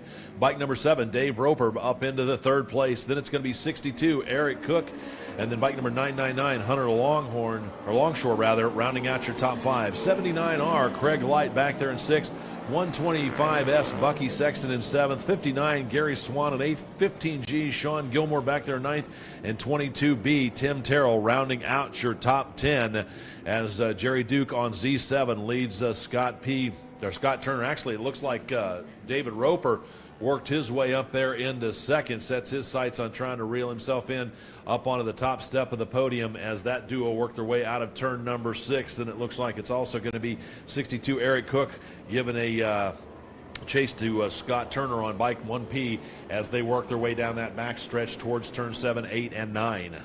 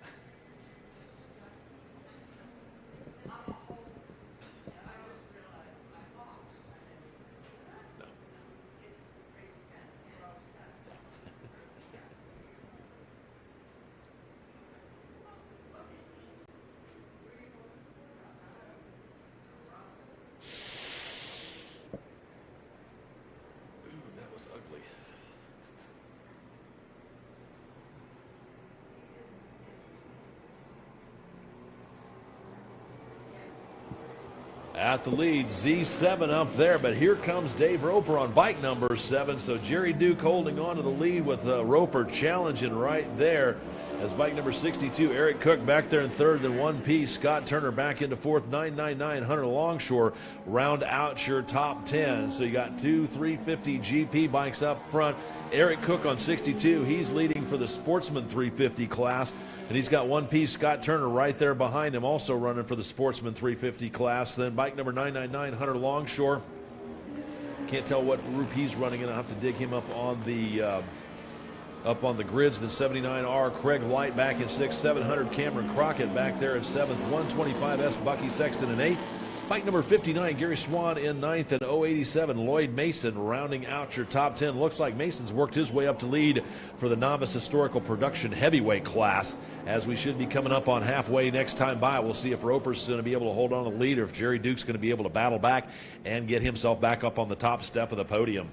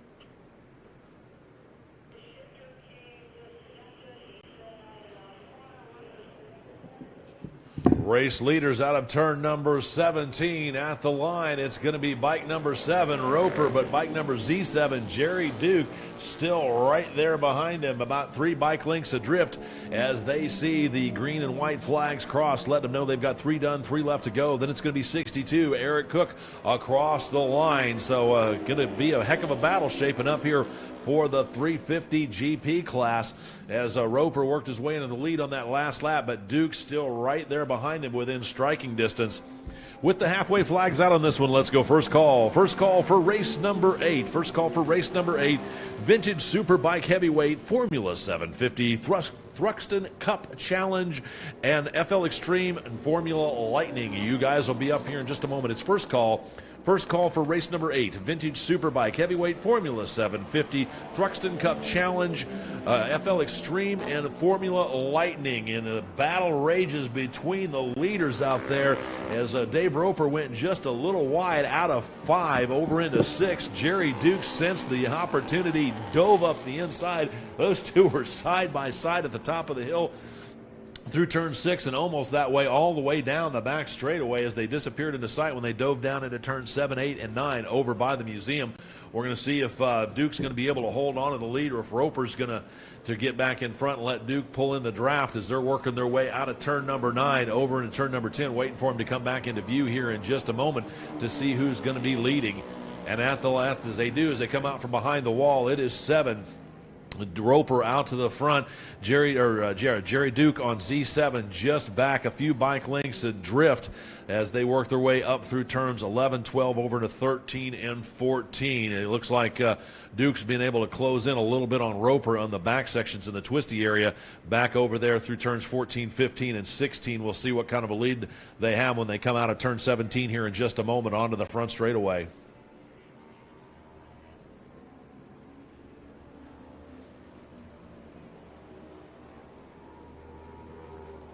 Here comes your race leaders. It is going to be bike number 7, Roper out front. Dave Roper holds about 12, 14 bike lengths, so evidently he knows he's got some company back there with bike number Z7, Jerry Duke, right behind him. So Roper put his head down, stretched out a few more inches, or a few more bike lengths, rather, that last lap. Then it's going to be bike number 62, Eric Cook. He's still back there in that 3rd place position as Duke trying to reel in Dave Roper. Roper no less determined to hold on to that top step as they work their way out of turn number 2 over into turn number 3 up to the crest of the hill, out of 3 into 4. Duke trying to reel in Roper and pick up the draft, closes with about 6 to 8 bike lengths as they work their way over the crest of the hill of the 4 down into the braking zone. Duke closes within about 2 bike lengths of Roper as they work their way through turn number 3. This is where Duke got a great drive that last time, but Roper is able to hold it together. Duke takes a look up the inside, takes a shorter line, but can't do anything with it, trying to pick up the draft as Roper tows both of them down that back stretch. Looks like Duke is holding the draft. Only about 4 bike lengths separate them, and they're now closing up into 3 and 2 as they are nose to tail, dropping over into turns number 7, 8, and 9 over by the museum one more time. Out of the museum turn they come. Looks like Roper's still holding about a 2 to 3 bike length lead. Takes a quick look over his left shoulder and sees Duke right there behind him as they work their way through turn number 10 up over the back behind the wall through turns number 11. Roper still holding advantage. Jerry Duke on Z7 still holding the draft as they work their way through 11 over into 12. These guys have got a heck of a battle going on out there. Meanwhile, 62, Eric Cook, he's got a pretty substantial lead for the Sportsman 350 class. Then we're looking on back through the field. All the way back, still looking for the production novice heavyweight. Can't find them on the grid just yet. So looking back to the front with the 350 GP riders as Roper still leads Jerry Duke through the back section. White flag in hand with our starter to let them know that they're going to start their final lap as here comes that duo. Roper leading Duke down the front straightaway. White flag in hand, so whatever's going to happen this lap, Duke's going to have to pull out all the stops as Roper holds about an 8 bike length advantage as they dive down into turn 1. Duke closes into about 6 on the brakes as they roll down the hill out of 1 over to that long sweeping left-hand carousel turn number 2. Then it's going to be bike number 62, Eric Cook. He's across across the start-finish line with bike number 79R, Craig Light, rounding out the top three for the 350 GP race. Looks like the leaders might run into some lap traffic here, or catch some lap traffic, as Roper still leads. Duke trying to do what he can to close in on the brakes. Still about 6 to 8 bike lengths adrift to those two as Duke closes in through Charlotte's Web. This is where Duke has been really good at getting on the good drive through there. Yeah, first is go down.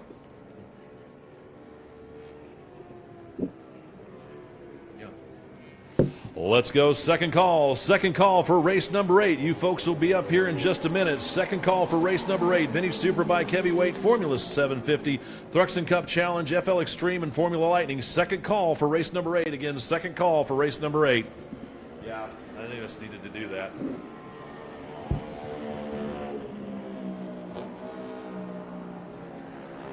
Race leaders over out of turn number 8. They have caught some of the lap traffic. Duke hasn't been able to use it to his advantage, but he is right on Roper's tail section as they're out of 8, or rather 9 at the museum, waiting for him to come back into view.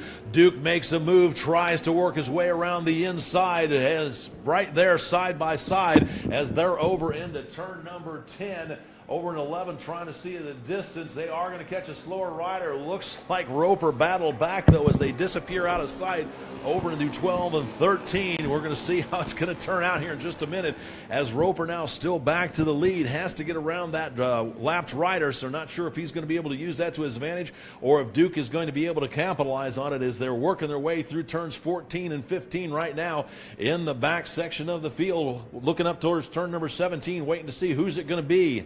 Out of the turn 17 onto the front straightaway. Looks like Roper's going to take the unofficial win. Bike number 7, Dave Roper. Then it's going to be bike number Z7, Cherry Duke. Those guys having a heck of a battle for that position. Then it's going to be bike number 62, Eric Cook. He's coming home unofficially third, taking the unofficial win for his class in Sportsman 350.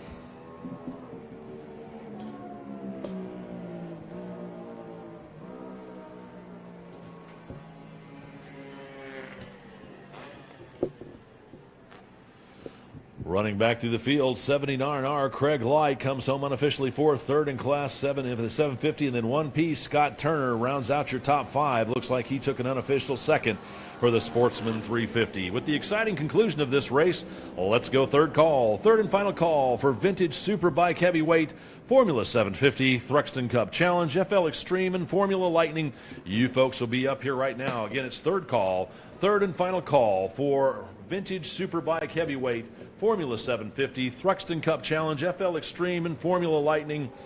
Third call, third and final call for race number 8.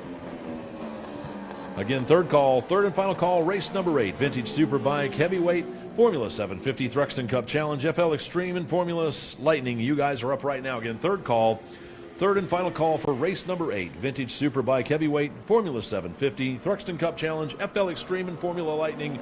Third call for race number 8.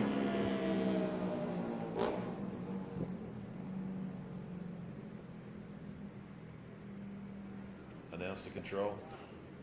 Go ahead. We breaking for lunch after 8? Oh, yes. I'll put that out there to the world.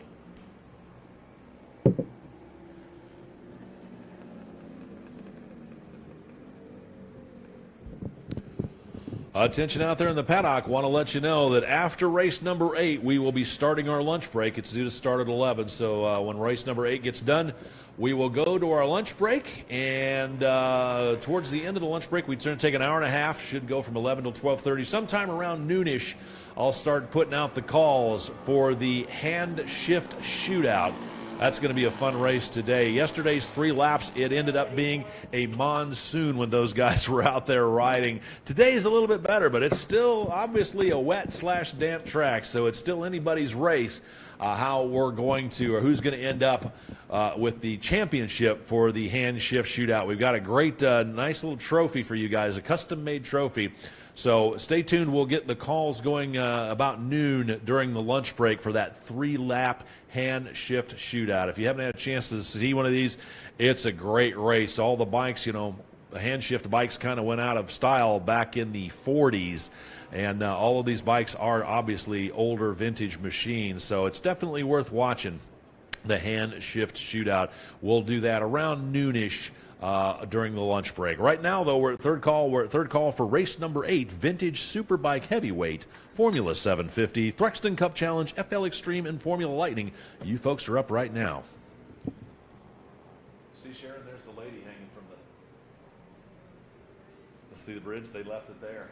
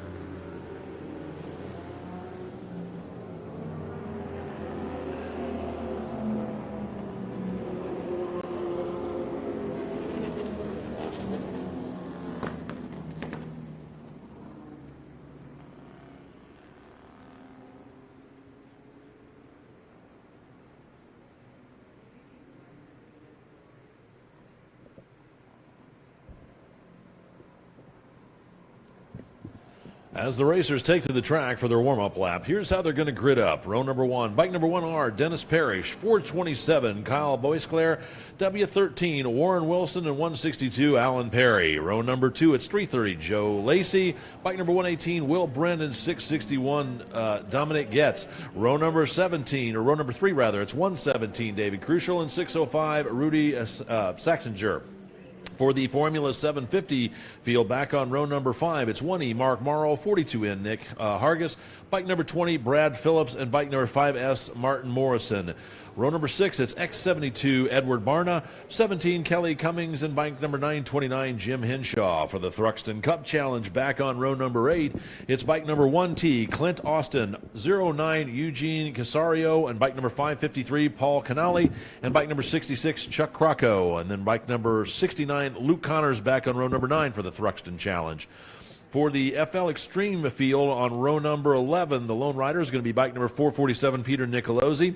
And then for the Formula Lightning class, one rider back there is 179, Arthur Kowitz, back on row number 13. That is her field here for race number 8, the Vintage Superbike Heavyweight Formula 750, Thruxton Cup Challenge, FL Extreme, and Formula Lightning. And want to remind everybody at the conclusion of this race, we will be officially on our lunch break.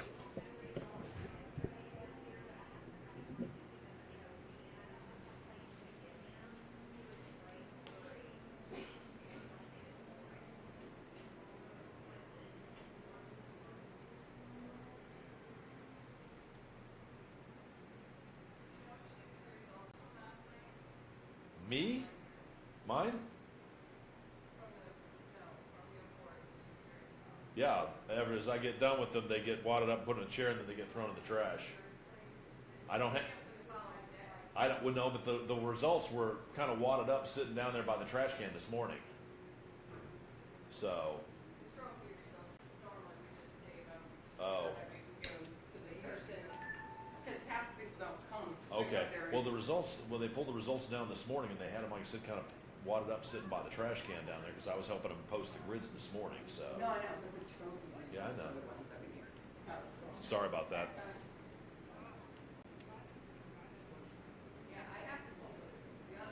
Oh, yeah. Yeah, yeah.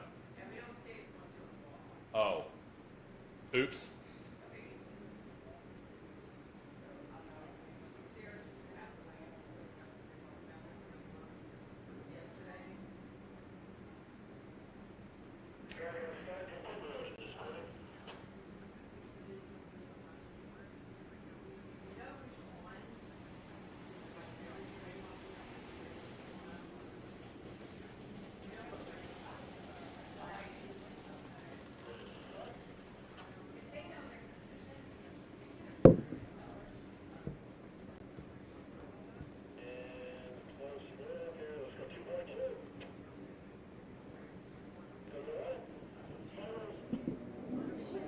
As the green flag waves, bike number 1R, Dennis Parrish getting the jump on the field, and here comes 162, Alan Perry, right behind him as they work their way down in through turn number 1. Looking back up towards wave number 2, waiting for them to get going here in just a minute while wave number 1 clears the first couple of turns.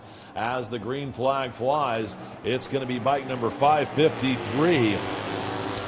Paul Canale from way back on row number 8. Leading the second wave down in through turn number 1 over to turn number 2.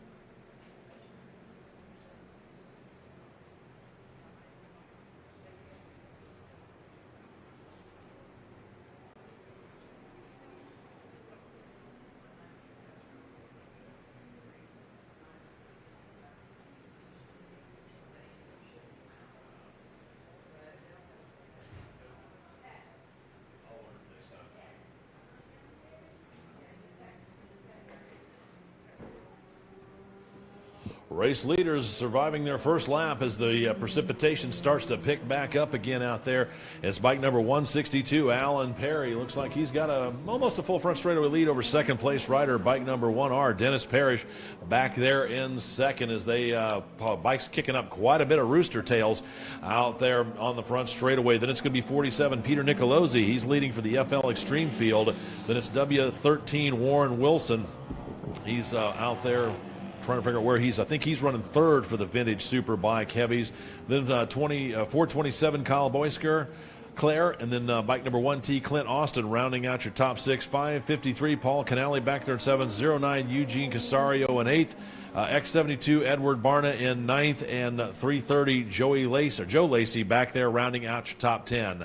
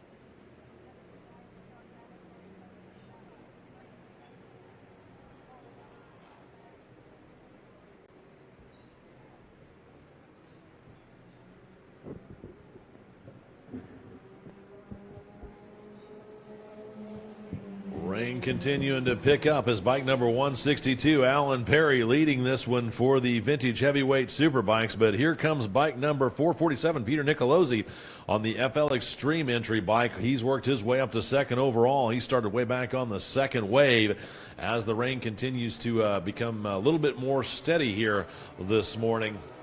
Next across the line is going to be bike number 1T, Clint Austin. He's out there leading for the Thruxton Cup Challenge with bike number W13, Warren Wilson, right there behind him, rounding out your top five. Wilson, I believe, has got third in class back there for the vintage superbike heavyweight. Then 427, Kyle Boisclair's back there in seventh.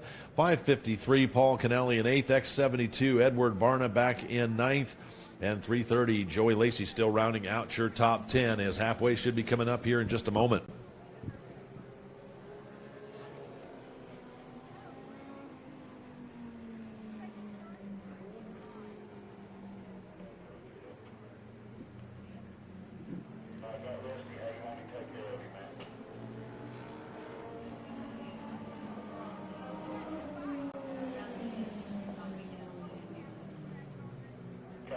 That'll make it easy.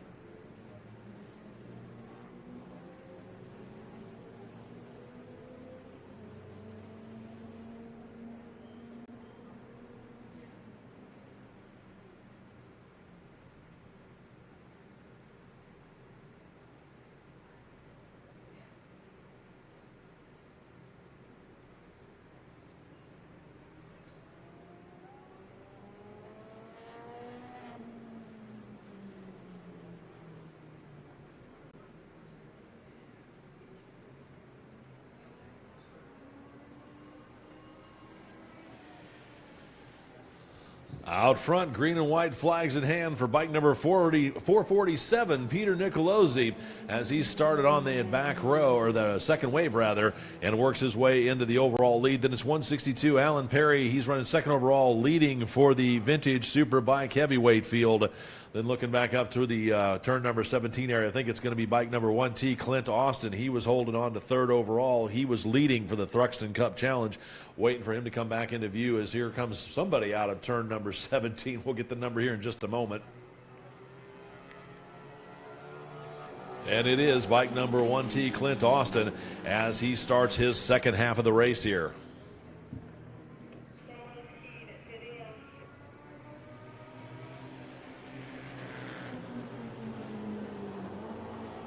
How you doing today? Pardon me? No, hang on a second.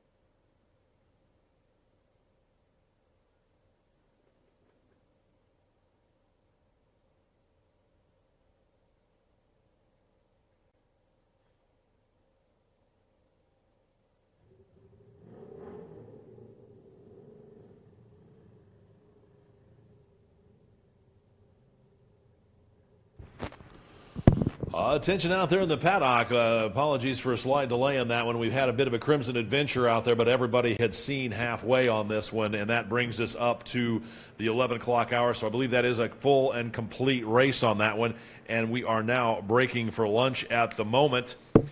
So stay tuned. We'll get going right around noon. Yeah, probably about 55 minutes from now, we'll start putting the calls out for the hand shift shootout. We'll bring you guys up. I think we've got 6 on the grid. We'll bring you guys up for your 3-lap race, and then right after that, we'll be crowning the hand shift champion. So that'll be a great race. So we'll get that going here. We're at lunch break right now. The AHRMA merchandise booth is open down in the tech area. You want to check on down. I don't know. I think they might be sold out of event-specific T-shirts, but I don't know. They had just a very scant few left this morning. They've also got Warrior Women apparel down there for you. It sponsors the all-women's race team, and I believe Ed Bargey's got a couple of his books down there, and we've also got some really cool non-metallic, all-wooden leather hangers. Great for your leathers, you know. Everybody's always been trying to figure out how to hang a heavy set of leathers, so Ed's designed up these really cool hangers. He's got those for sale down there. So stop in and see the AHRMA merchandise booth down in the tech area. Again, we're at lunch at the moment, and we'll get the call started here in about 55 minutes for the hand shift shootout at around the noon hour.